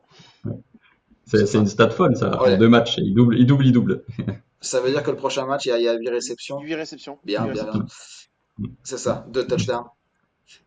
Pour être chiant encore, je suis très content, mais non seulement dans les stats, mais aussi dans les catchs qu'il prend. Ben, je me souviens que du très long et le touchdown, où il y a un peu d'improvisation. En tout cas, il faut qu'il soit conscient des espaces et c'est un truc qui potentiellement vient avec de l'expérience, mais il a montré qu'il savait très bien le faire. Pour moi, c'est encore plus mystérieux qu'on ne l'ait pas vu jusqu'à maintenant. Ouais. Ouais, puis Rogers a dit du bien de Je lui me... aussi en presse Ouais, conférence et puis même bon, on sait pas où est l'écran de fumée sur le fait c'est ça. qu'il ait peu de temps de jeu, mais en tout cas là il y a une éclaircie par rapport à ça, donc c'est quand même bien pour nous au vu Ouais, de l'effectif de receveurs qu'on a quoi. Bah, si on pouvait commencer à se dire que ce gars-là peut être une solution, parce que en tout cas moi de ce Mm. que j'en ai vu, alors je suis pas à l'entraînement tous les jours, mais de ce que j'en ai vu quand il a joué, pour moi il a été, comme tu dis Romain, c'est bizarrement compréhensible de ne pas l'avoir vu avant. Alors, est-ce que il avait des secrets sur Tomlin? Est-ce que, tu vois, où il faisait. Enfin, voilà, je sais pas pourquoi il jouait pas. Mais ce qui est sûr, c'est que quand il a joué, et on l'a vu. Donc, si on pouvait éviter d'aller trade pour récupérer un joueur qui sera probablement pas meilleur que lui, et faire confiance peut-être à ce gars-là et à Calvin Austin, et te dire que bah, ta menace profonde, tu l'as, peut-être que ton troisième receveur, il est là aussi, et peut-être tenter avant la trade deadline, donc ce week-end en gros, hein, puisque je crois que ça finit, la semaine prochaine la trade C'est deadline. mardi Ouais, voilà. prochain. Ouais. Donc si Ouais. on pouvait, alors moi je dis ça avec mon humble avis à moi, hein, mais là sur ce match qui arrive dimanche, si on pouvait faire un plan de jeu avec peut-être un petit peu plus de passes où on sollicite justement ce gars-là pour voir s'il est capable de répondre aux attentes, et savoir si après oui ou non ça vaut la peine d'aller monter un échange pour aller choper un receveur avant la trade deadline, je pense que ça serait quelque chose de pertinent. Voilà. Et après, est-ce qu'on va avoir l'audace entre guillemets de faire ça? On n'est pas connu pour ça. Mais bon, voilà, j'attends de voir. Après, c'est probable que la physionomie du match de dimanche nous permette de faire pas mal de jeux de passe. Parce que on va parler plus tard des forces offensives des Colts, mais ça va être sympa.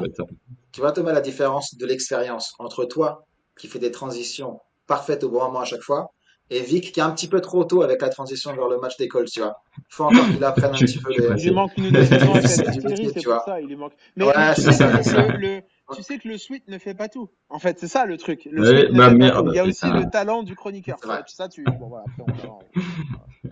C'est vrai. On en reparle après. Bon, allez, je me casse. Salut!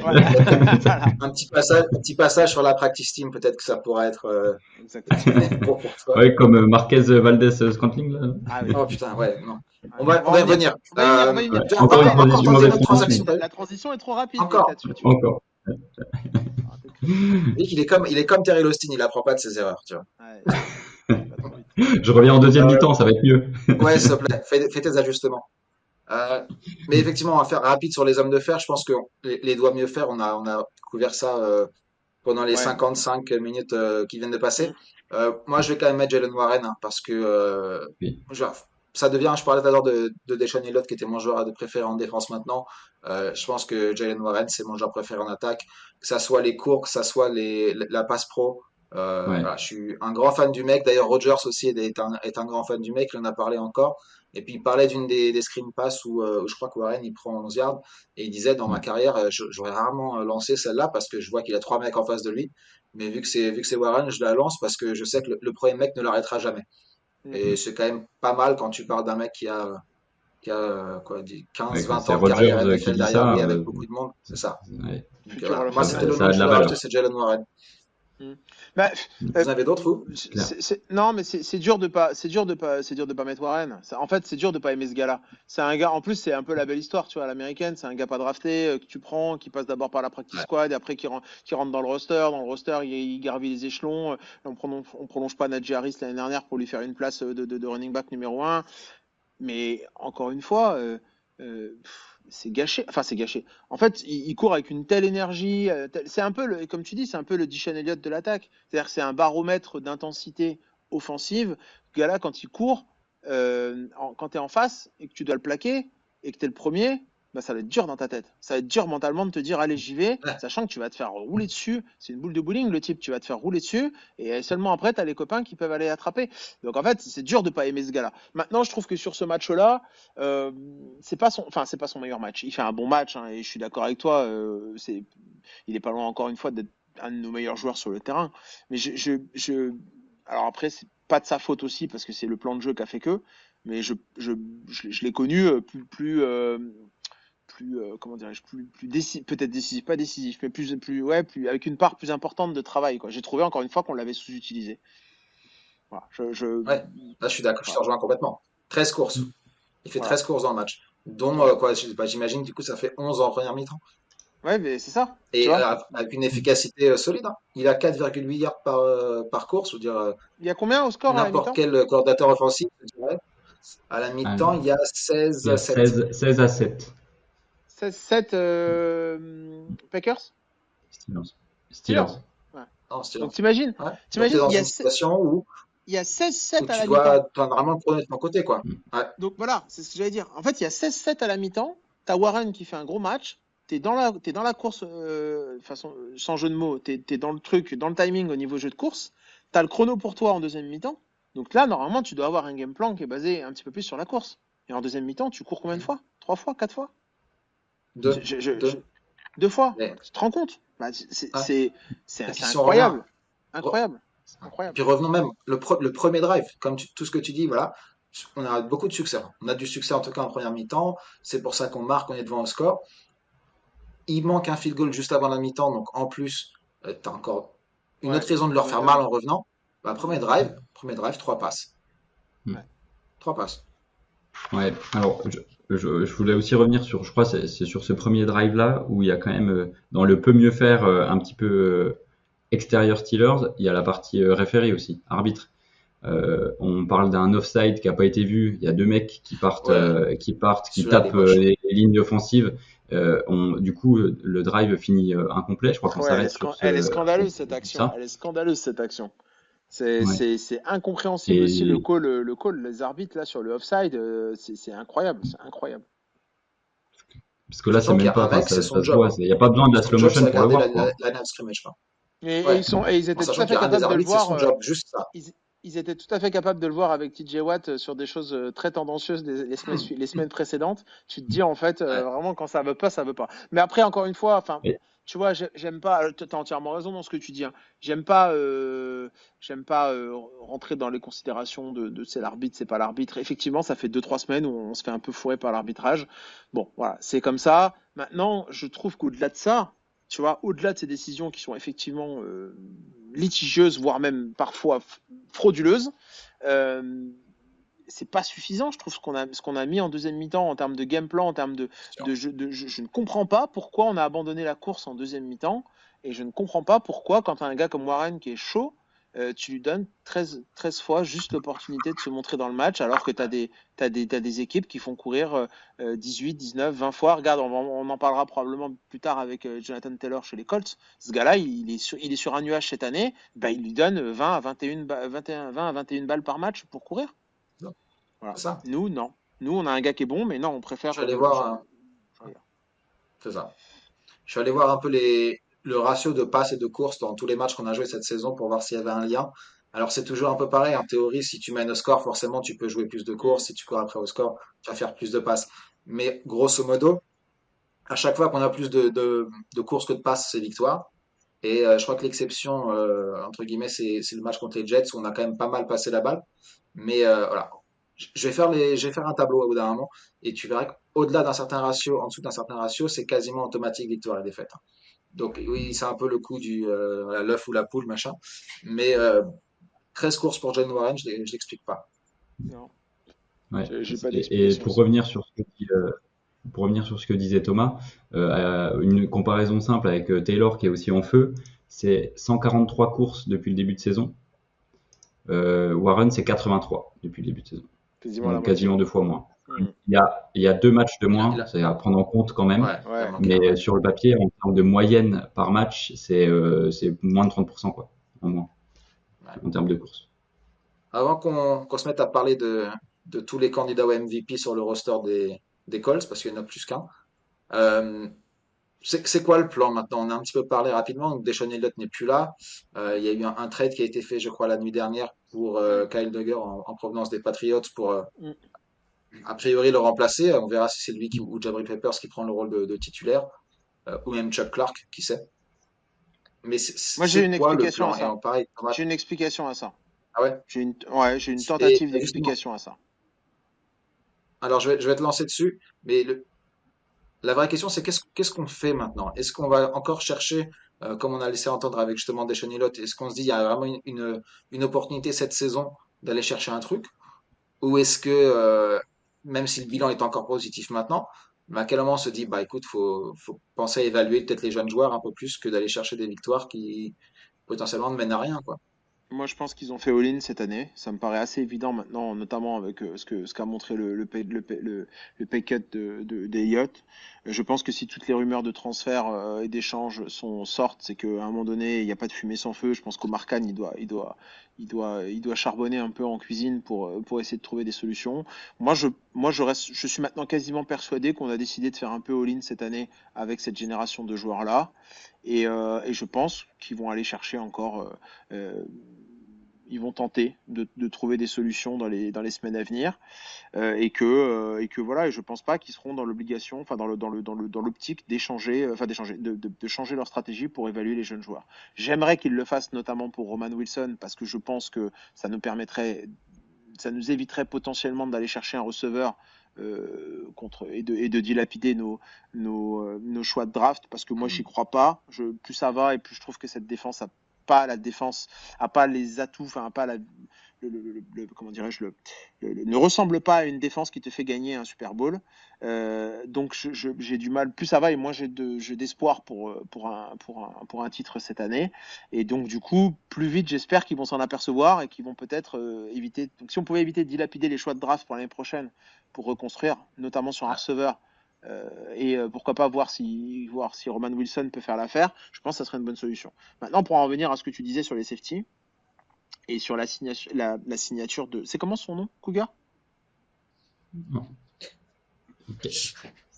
Comment ça, son nom Quand au t'as dit safety Cougar. Non, non. C'est Kyle, Oh, ok. Kyle Kyle Cougar. Cougar, je Kyle crois. Duggar. Ouais, Ah, Kyle Duggar, c'est Cougar, je Duggar crois. son nom. Ok, d'accord. Duggar, Duggar. Duggar. C'est vrai, Duggar. Duggar, ouais. J'ai fait une contraction entre la première lettre de son prénom et son nom de famille. Non, Duggar, on voit que tu penses au Cougar, Thomas. ça n'a On rien à fera ça voir, pour un ça n'a podcast, absolument podcast rien à voir différent. avec ça. Mais Ça n'a absolument rien à non, voir non, avec bien ça. sûr. Ne me prêtez pas Tout des à choses fait. qui ne sont pas à moi. Non, non. Par contre, ce qu'il faut savoir, c'est que Duggar et Jabril Peppers étaient un duo de safety qui fonctionnait aux Patriots. Et moi, je pense que en tout cas, je serais pas surpris. Je serais pas surpris que d'ici, il faudra peut-être un peu de temps pour qu'ils s'adaptent, mais je serais pas surpris de voir les deux dorénavant sur le terrain. Parce que je pense que ni Chuck Clark ni Tom Hill n'apportent satisfaction dans ce backfield. Le seul qui apportait satisfaction, c'était Elliott. Et, euh, et, euh, et je pense alors, aux Patriots, Duggar jouait dans la boxe et Peppers jouait plutôt dans un rôle de free safety. Et je ne serais pas surpris que Ouais. on tente. Bah, je ne serais pas surpris de ça. Ils sont allés chercher. Ils ont quand même fait un swap de pick entre un 6 et un 7e, ce qui est, à mon sens, pas cher payé pour un joueur Non, qui c'est sûr. potentiellement a quand même un bon niveau. On ne prend pas beaucoup de risques. Et la récompense est potentiellement voilà, low risk, high reward. Pour moi, c'est vraiment ça le move qu'ils viennent de faire. Et je ne serais pas surpris que ce duo de safety-là, ce soit ce qu'on voit bientôt dans le backfield des Steelers avec Duggar dans la box et Peppers plutôt dans le backfield. Voilà. C'est mon explication sur ce Ouais, move. trouve, je trouve positif aussi parce que en effet, on donne pas grand-chose. Et puis clairement, ça file un poste dont on avait besoin avec la blessure d'Eliott. Donc il y a clairement un élément gagnant-gagnant sur ce qu'on donne qui est assez maigre et ce qu'on peut avoir pour remplacer. Mais moi, je trouve les moves C'est vrai que ça de coûte pas Marcan, grand-chose, mais les moves de Marcan cette saison, moi, je les trouve bons. Hein. Je trouve en termes de general manager, moi, je le trouve plutôt bon en tout cas dans les. euh, des fois, peut-être que le mec fitera pas, peut-être qu'il décevra, tu vois. Voilà, un mec comme Johnny Smith au jour d'aujourd'hui, est-ce que c'est vraiment une grosse plus-value? Pas sûr encore, hein. On n'est pas encore hyper convaincu par Johnny Smith. Bon, un mec comme Jalen Ramsey, est-ce que c'est vraiment une grosse plus-value pour le moment? Oui, c'est une plus-value parce que ça reste un bon joueur. Est-ce que c'est le move de l'année? Pas sûr encore, tu vois. Par contre, à chaque fois, je trouve que économiquement, ce qu'ils proposent et les tours de draft, les swaps, les trucs, enfin, tu vois, toutes les assets en fait, en gros, et la partie gestion contractuelle, managériale, salary cap et tout le tralala, moi, je le trouve très intelligent dans sa façon de faire. Alors, ouais. c'est pas une recette pour gagner immédiatement, mais par contre, ce qui est sûr, c'est que c'est une recette pour pas perdre. Et sur du long terme, généralement, avec un gars comme ça, un bon gestionnaire, c'est un peu comme le film Le Stratège avec Brad Pitt. Vous avez vu ce film où ils construisent l'équipe de baseball? Non, vous l'avez pas vu? Ouais, c'est un super film. Si vous avez Ah l'occasion, putain, oui, si, j'avais.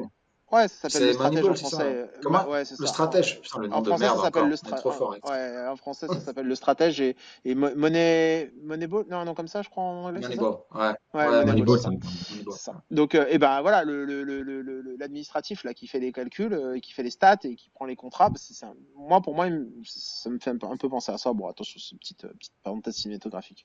Donc voilà, je pense qu'à long terme, un gars comme Mark Kahn sera très positif pour cette franchise.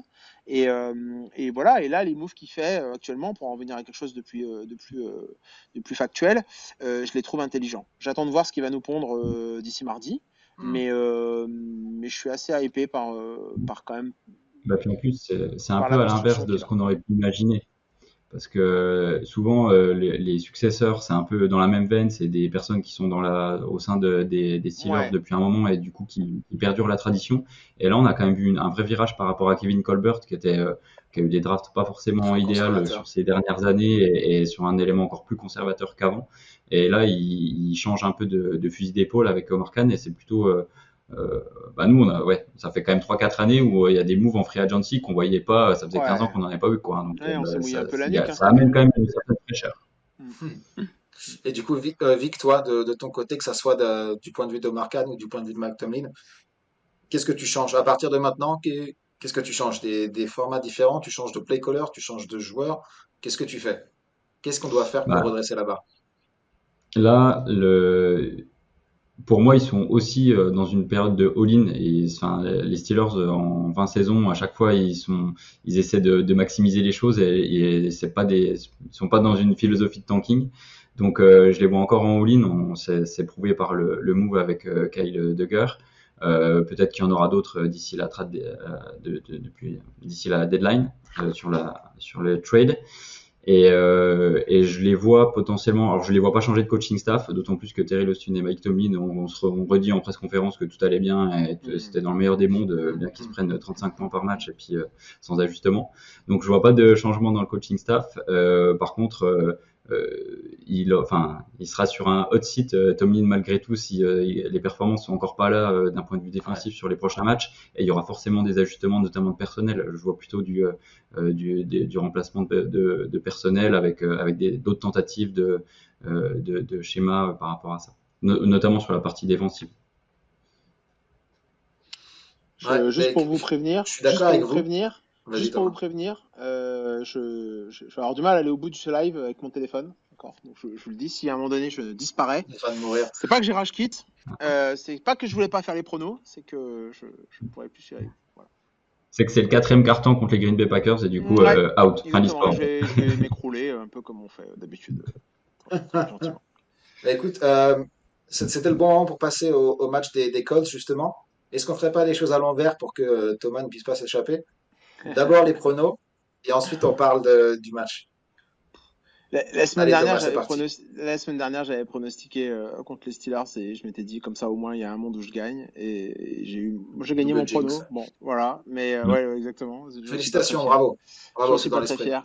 Ouais, c'est dans l'esprit, c'est bon esprit, on aime ça, c'est les copains. Mais non, les Colts, ça va être dur. Mais typiquement, encore une fois, alors c'est le côté peut-être supporter qui parle, le côté fan qui parle en moi, mais on est tout à fait capable de gagner ce match. Alors qu'on va rencontrer une équipe des Colts qui marche sur l'eau, qui a une énorme ligne d'attaque, qui a un Daniel Jones ressuscité, qui est allé chercher Tyler Warren, je crois, le tight end là, qui est pareil, qui est très très Thailand, c'est bon. ça, ouais. Michael Pittman et Josh Downs en receveur, qui sont deux bons receveurs complètement sous-estimés pour moi.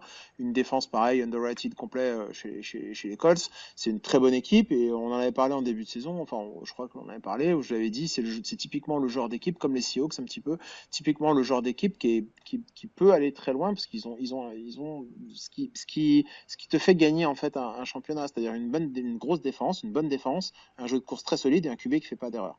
Ouais, en gros, c'est vraiment la recette que les Colts ont appliquée cette année et ils sont redoutables grâce à ça. La question, c'est jusqu'à quand Daniel Jones va jouer à ce niveau-là. Et Mhm. puis, est-ce qu'on va être surtout, pour moi, la clé du match, est-ce qu'on va être capable de stopper le jeu de course de Jonathan Taylor et forcer notre ami Daniel Jones à lancer le ballon. Et puis après, est-ce que notre attaque va rester sur ce qu'elle sait faire, sans se saborder avec des pénalités, sans se saborder avec des play calls douteux, est-ce qu'on va être capable de marcher un petit peu à la course sur cette défense des Colts et de ball control un petit peu plus parce que clairement notre défense doit pas rester sur le terrain pour le moment, en tout cas pas avec ce qu'on a vu jusqu'à présent.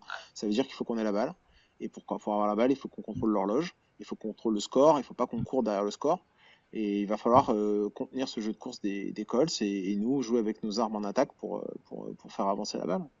Voilà. Et quand Sachant que tout le ça temps de sera possession, fait, le résultat on l'a jamais final, eu. Thomas, sera de. Le résultat final, bah là j'ai plus de batterie, je suis désolé, je suis obligé de vous laisser. Ah là là. Non, il me reste 4%. Je vais essayer de donner un pronostic. Je, je, je, je vois pas les Steelers gagner. Franchement, 3%, honnêtement, je les vois pas 2%. gagner. Je les vois pas gagner. Non, je suis à 4 là, hein, toujours. Je les vois pas gagner. Allez, je vais quand même. La semaine dernière, j'ai été odieux. Je vais quand même pronostiquer. Allez, 24, 21 pour les Steelers. Voilà. Sans trop de conviction, mais Ah ouais, 24-21 pour les puis le Steelers. cœur y est, ça s'entend. Ouais, non, mais j'y crois pas. Je vous le dis, j'y crois pas. Pour moi, ça serait une agréable Mais en surprise fait, qu'on arrive de. Voilà. Pour moi, j'ai l'impression que tu te dis, on a plus de chances d'aller gagner les matchs d'après contre les Chargers et les Bears les Bears, pardon, que contre les Colts. Voilà. Après, bon, ils jouent une défense, ils jouent une attaque basée sur la course qui nous correspond peut-être un petit peu plus que les Chargers qui jouent une grosse attaque aérienne. Donc, peut-être que ce match-là nous correspondra un petit peu plus que contre les matchs à venir contre les Chargers. Mais après, bon, voilà. tes pronos, Thomas, j'ai l'impression que depuis 2 semaines, c'est plus une question de qu'est-ce, qu'est-ce qui portera moins la poisse si je le dis, plus que Non, qu'est-ce mais que je pense qu'il va se passer. Non, mais parce que cette équipe des Colts, pour moi, elle est redoutable. C'est une très bonne équipe et voilà. Et nous, on est en perdition défensive. Voilà, faut dire les choses telles qu'elles sont. On est en perdition défensive, mais on a quand même une attaque qui arrive à produire des choses. Donc si on fait pas trop de fautes en attaque et que notre défense, on est toujours dans l'espoir que de se dire que cette défense, elle est quand même composée de gros joueurs et qu'à un moment donné, les mecs vont arrêter de se toucher la nouille, que les gars ils vont retrouver le cahier de jeu, un cahier de jeu avec plus de 3 calls de défensif et qu'ils vont retrouver un mec qui va être capable de leur donner des ajustements. Moi, j'ai toujours cet espoir-là. Maintenant, ça fait 3 semaines qu'on attend et ça fait 3 semaines qu'on voit rien venir. Donc, c'est un espoir qui diminue petit à petit. Voilà, tout simplement. Et utilisons les 3% de batterie restants pour le splash play de Thomas qui va être incroyable. Je le sens, je le vois venir. Le splash play. Allez, le splash play. Je vais mettre notre premier TD défensif. On n'en a pas eu encore, je crois, cette saison. Je suis pas sûr qu'on en ait eu. Ah bien, Audacieux. Ouais, on n'en a pas c'est eu, hein, bien, je j'aime crois, de bien. TD. On en a un qui a été annulé de Jalen Ramsey au tout début de la saison pour un mec qui pose Contre les Vikings. un fumble, ouais, voilà.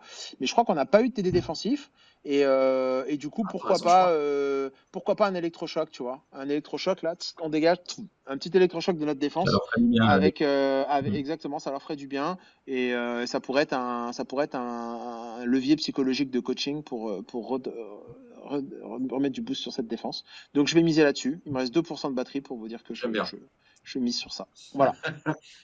Non, en temps normal, Thomas, je t'aurais dit sois plus précis, mais effectivement, on a eu 0 touchdown de défensif toute la saison, donc Je ça prends un passe, TD tu de vois. n'importe qui, hein, même une interception de Kenny Binton. Yes, oh, j'aime bien. On lui souhaite. On te En le tout cas, on souhaite. te le souhaite. Exactement, exactement. Sur ce, je vais vous laisser Vic, du coup, si on je vais vous laisser finir. Je vous dis juste au Thomas, revoir. Je vais vous laisser finir le Mm. live à merci deux. juge Thomas. Hein, je regarderai de rien. Ça Je marche. regarderai tout ça sur le replay sur YouTube. Donc faites des bonnes fins et vite des transitions, doucement sur les transitions.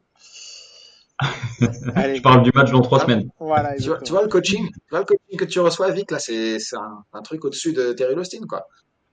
Je me suis ajusté. Exactement, c'est Allez. bien. Bravo.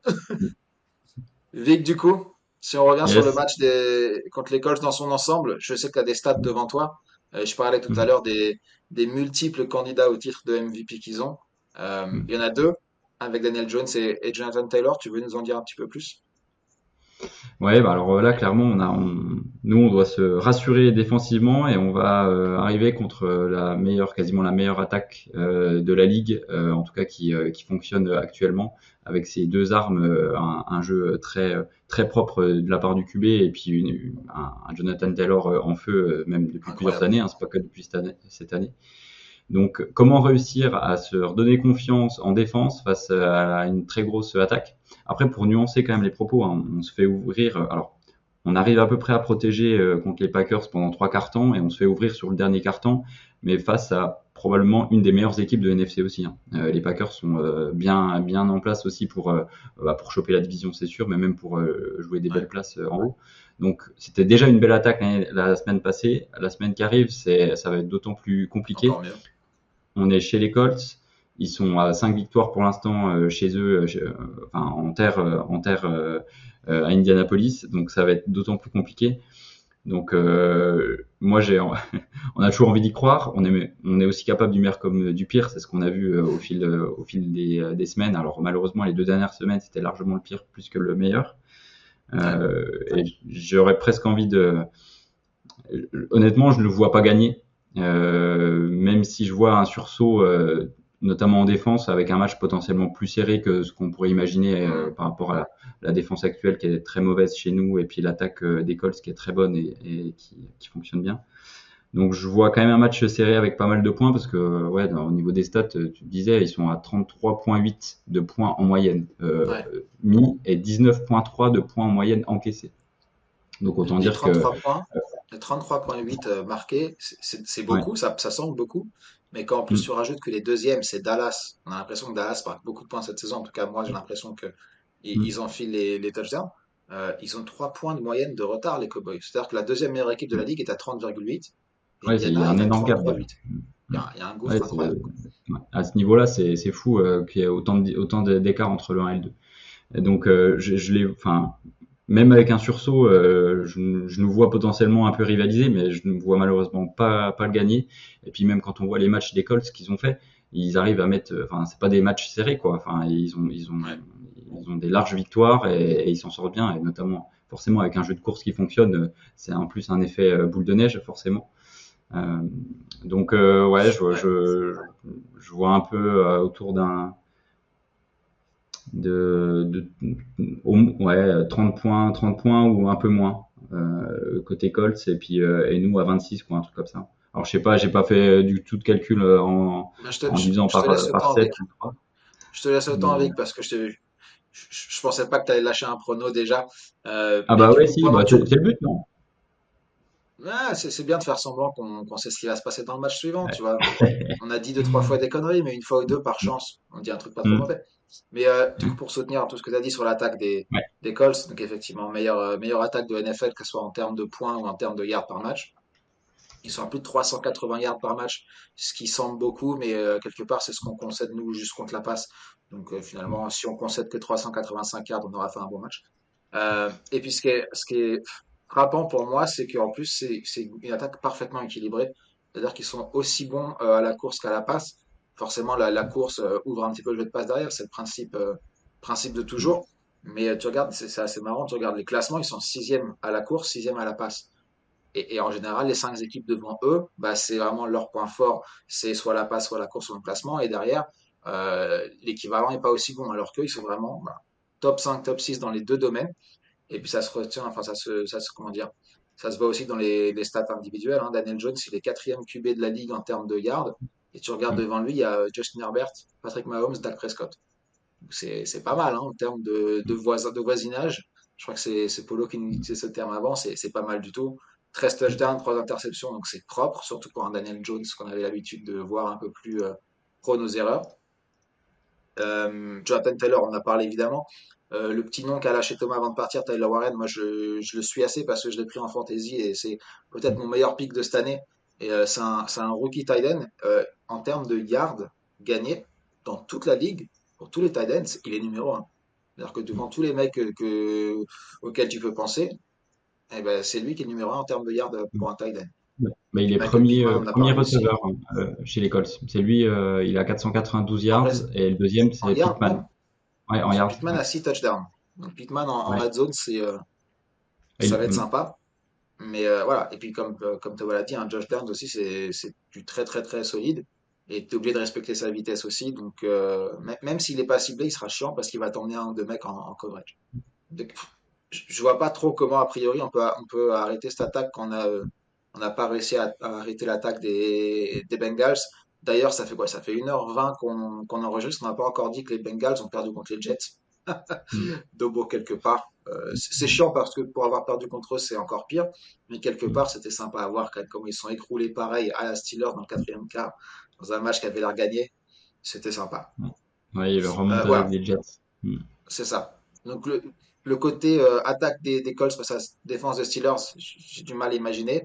Au-delà du fait que, comme tu l'as dit tout à l'heure, bah, ça serait très Steelers de faire un très bon match contre une très bonne équipe Mm. après avoir fait des matchs dégueulasses contre des équipes moins bonnes. Ça serait très C'est ça. Steelers. On leur donnait un bon L'espoir que espoir pour j'ai, la suite. ouais, l'espoir que j'ai, c'est que il y a quand même une faiblesse statistiquement qui est là pour les Colts, qui est leur défense contre la passe. Parce que je crois que en total, j'ai pas le chiffre de moi, mais ils doivent être en milieu de tableau des meilleures défenses. Mais ça vient surtout contre la course. Ils sont top 10 défense contre la course. Par contre, ils sont 29e contre la passe, si je dis pas de bêtises. Donc, il y a un angle. Après, on sait très bien, parce qu'on l'a dit aussi avant le match des Bengals, justement, que c'est pas parce qu'il y a une faiblesse claire dans l'équipe d'en face que les Steelers vont décider de jouer dessus. Bien au contraire. Et malgré ça, de toute façon, c'est quelque part par rapport à ce qu'on a dit aussi depuis 1 heure. Hein. On dit qu'il faut utiliser Jalen Warren plus que ça, il faut pas abandonner la course, etc. Et là, quelque part, tu as, des stats, ou en tout cas un profil de l'équipe adverse qui te dit, bah, vas-y, envoie des saucisses tout le match parce que de toute façon, contre la course, t'avanceras pas. Donc ça va être intéressant de voir comment ça se joue. Je pense que de toute façon, on va commencer par jouer au sol. On va donner la balle à Warren, on va mettre Darnell Washington en bowling pour l'aider. Et j'ai presque envie de dire, mais faisons-le tant que ça marche, on continue, on continue, on continue. Si ça marche plus, si ça marche au départ et ça marche plus après, ça veut dire qu'ils sont ajustés, qu'ils ont mis plus de monde dans la box et que tu dois avoir plus d'espace pour tes receveurs derrière. Donc malgré, je me contredis par rapport à ce que j'ai dit depuis 2 ans sur ce podcast, mais appuyons sur notre force d'abord pour ensuite pouvoir utiliser la faiblesse adverse. C'est le plan de jeu que j'aurais en tête pour l'attaque. Pour la défense, franchement, j'ai aucun plan de jeu. Démerdez-vous, les mecs. Mm. Allez-y, miracle. Prier, prier. Tu vois ça comment, Ouais, Vic? Est-ce que je dis ouais. que des conneries ou est-ce que tu penses Non, que le plan de jeu devrait être similaire à ça? ouais, en fait, ils sont tellement équilibrés. Alors, sur eux, en attaque, ils sont tellement équilibrés que ça va être difficile pour notre défense sur tous les Ouais. tableaux. Déjà, quand on a joué des équipes qui n'étaient pas équilibrées, on n'arrivait pas à protéger leur force et puis à appuyer leurs faiblesses. Donc, ça va être d'autant plus compliqué où là, ils sont équilibrés et forts des deux côtés. C'est pas équilibré dans le mauvais sens, équilibré dans le bon sens. Ouais. Et puis côté attaque, pour le coup, la nuance que j'apporterais, c'est que ils s'attendent clairement à la jumbo. Là, il y a maintenant plusieurs matchs à scouter sur les formations et puis la typologie, même si notre jumbo elle est simple. Hein, on met plus, ils savent et Ouais. tout le monde sait ce qui va se passer. Donc, On même met si on a plus fait de mecs plus quelques grands et plus gros que toi. Même si tu le vois venir, c'est pas forcément facile à défendre. Mm. Après, je crois que c'était l'entame de match, je sais plus contre c'était contre les Browns où on était en jumbo et puis on a fait une fake, on a lancé justement Darnell Washington qui a pris 40 yards sur une formation comme ça. Et en fait, ce qui est dommage, c'est que on a des exemples de jeux défensifs, comme tu l'as rappelé dans tout début de podcast, ou offensifs qui permettent de contrecarrer cette partie trop prévisible de notre jeu, Ouais. de nos schémas offense et defense. Et par contre, si on les a, alors ok, faut pas en abuser, mais il y a un côté où on devrait être en mesure d'être moins prévisible et de plus en jouer dans cet ordre-là. Ouais. Donc, Tout à l'heure, Thomas, il parlait de jeu d'échecs, ce qui vraiment, a priori, c'est la définition la plus évidente et la plus souvent utilisée dans voilà, ce match-up entre les coordinateurs offensifs et défensifs d'un côté et de l'autre. J'ai l'impression que des fois, on est là, on est à la table, il y a l'échiquier devant nous, et là, un de nos coachs va dire, bah, question jaune, sport. Et mais non, mais c'est pas le bon jeu, de quoi tu parles, là, c'est Trivial Poursuite, tu vois. Et c'est con, hein, évidemment, je dis ça pour déconner, mais j'ai vraiment l'impression des fois que le côté jeu d'échecs, on s'en fout, on l'oublie complètement, et on est vraiment juste focalisé sur bah, le plan de jeu, c'était de faire ça, alors on continue, tu vois. alors que là, c'est vraiment c'est Et ça me fait l'enjeu, peur. l'enjeu Ouais, principal des coachs, hein, c'est ça, c'est d'avoir le coup d'avance ou le coup de ouais. Trafalgar au milieu de tout ça pour. En tout cas dans le play call, quoi. D'accord. Mm, Je regardais mes notes tout à l'heure, il y a une chose que j'avais notée que j'ai oublié de mentionner au début quand on parlait de la responsabilité des coachs ou des joueurs. Euh, j'ai mis, et dans mes notes, je fais rarement des phrases complètes, hein. Mais là, je sais pas mm, pourquoi, j'ai marqué, et en plus, on a le culot de dire en conférence de presse qu'on s'attendait pas à ça. Et après, j'ai mis en capital, et bah, boss, connard. Voilà. C'était mon petit message. Ouais. Mais ouais, non, mais Ouais, t'as non. complètement raison. Je veux dire, c'est surtout le jour du match. C'est limite, c'est plus que ça, c'est plus que ça, quoi. C'est le match va se jouer sur ton play call. Le truc est quand même beaucoup plus profond que de dire, bah, moi j'aime bien ça, je vais faire ça, et tu dois être ultra préparé. Et j'ai l'impression qu'on n'y est pas. Et ça me fait très peur parce que justement, tu regardes les Colts, j'ai pas retrouvé la stat, mais en plus ils commencent très bien les matchs, habituellement les Colts. Et ça veut dire qu'on est dans les plays scriptés, hein, que pour ceux qui sont moins au fait de ce concept. En gros, l'idée c'est de se dire que les 10-15 premiers plays du match, tu peux les planifier à l'avance. Et ça te permet, succès ou pas, mais ça te permet en tout cas de planter des éléments d'information. Et par exemple, tu peux avoir une formation que tu vas utiliser 2 fois dans tes 10 premiers plays. Que ça passe ou pas, peu importe, parce qu'en fait, la vraie utilité, c'est que plus tard dans le match, tu vas dire, bah écoute, je remets la même formation, ils vont penser qu'on va faire comme on a fait au début de match, et puis on va pouvoir les surprendre avec play action. Et il y a des équipes qui sont très fortes sur les plays scriptés. Typiquement, bah, les Colts, typiquement les Chiefs aussi, là, un peu moins récemment, je crois. Mais je sais pas trop du jeu cette année. Mais voilà, des équipes qui vont savoir, ok, on a bien vu l'équipe adverse, on sait bien comment il marche, comment il marche pas. Si on joue comme ça sur les 10 premiers plays, on va les faire douter, on va les forcer à s'ajuster. Et les Steelers, depuis quoi? Depuis, j'ai envie de dire 10 ans, on est catastrophique à ça. Et ça me fait un peu peur sur ce match-là, c'est que on prenne 14-0 sur les 2 premiers drives des Colts. Et voilà, on court après le score pendant tout le match et on sait que c'est pas notre force. Et ce que tu dis, ouais, ça met en lumière, c'est les meilleures équipes, c'est ceux qui ont un coaching staff très fort, qui arrivent à scripter correctement et puis à faire les bonnes entames, parce que quand tu commences bien un match, déjà, ça met toute l'équipe sur des bons rails Ouais, pour continuer à faire l'effet boule de neige.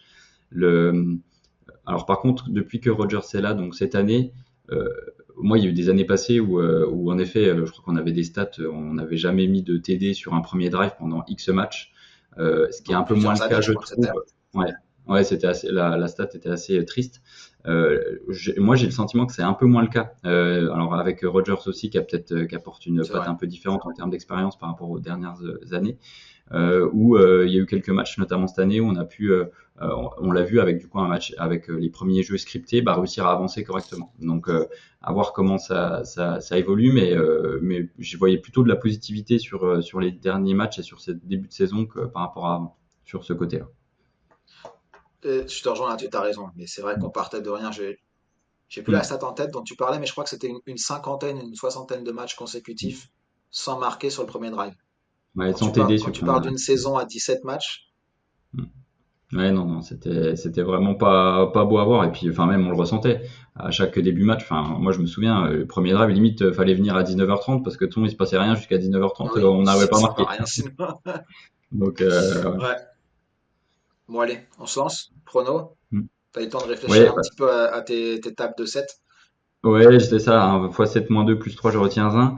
Allez, du coup, c'est triste hein, parce que alors je fais pas trop ce genre de jeu de donner des pronos ou en tout cas dans ma tête, j'espère évidemment à chaque fois que les Steelers gagnent, mais j'ai tellement du mal à les voir gagner malheureusement ce match-là, même avec un regain d'énergie. Et ce regain, je le vois, on mettrait 24 points et eux 28. Splash play. 24-28. Splash play, qu'est-ce qu'on pourrait dire?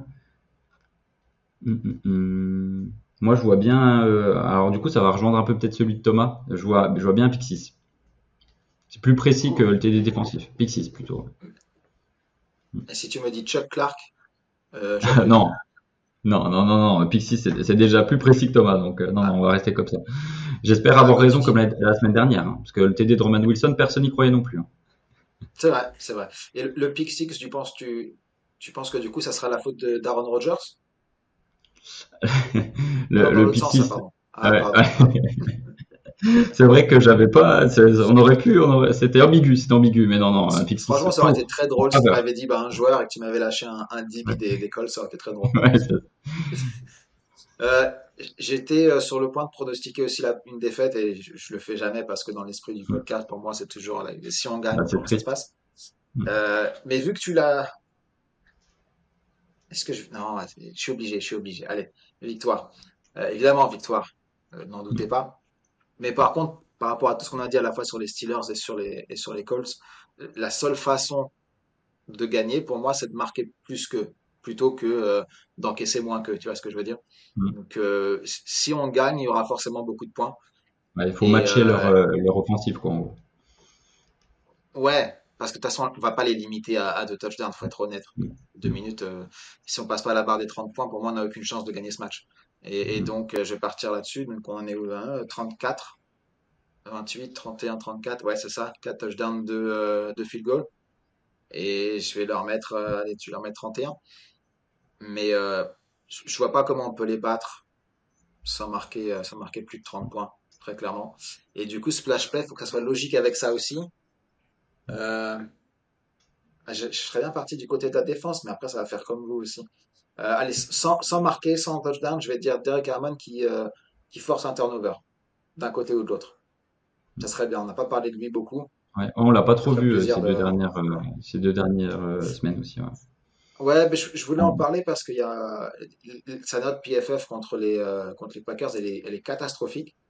Et j'ai vu un mec sur Twitter qui allait revoir tous les plays et qui a dit, mais c'est incompréhensible cette note pour Drake Harmon, il a fait un bon match. Et entre-temps, j'ai vu passer aussi une stat qui dit que parmi les rookies D-line intérieur, c'est celui qui a le plus de pression forcée, je crois que c'est 14, et le deuxième est à 12 ou 11, en sachant qu'il a manqué quoi, 3 matchs, Derek Harmon. Donc Ouais, au moins, je crois.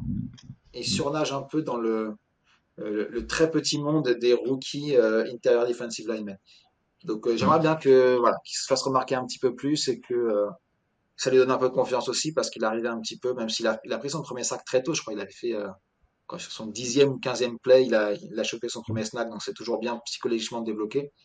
Mais ça serait bien que voilà, il y ait un peu plus d'énergie qui revienne aussi par ce genre de play. Voilà, Mais en tout cas, c'est vrai pour une que fois, mm. j'ai le pronostic le moins créatif pour une fois. Mais Si les en Steelers tout cas, gagnent, je resterai sur ce genre de choses. mm, S'ils perdent, je reviendrai sur un petit peu de sur des folie, choses un quoi. peu plus osées. Mm. Exactement. Mais c'est vrai que, en tout cas, Derek Harmon sur ses premiers matchs, c'est difficile de tirer des conclusions de toute façon, hein, c'est plus sur le long terme, mais en tout cas, il y a une petite partie positive qui voit le jour quand même parce que il a déjà un peu cette mentalité et philosophie à fit avec les Steelers et puis à être un impact player sur la ligne Ouais. intérieure et puis prendre la succession in fine de Cam Hayward qui commence à vieillir le bougre.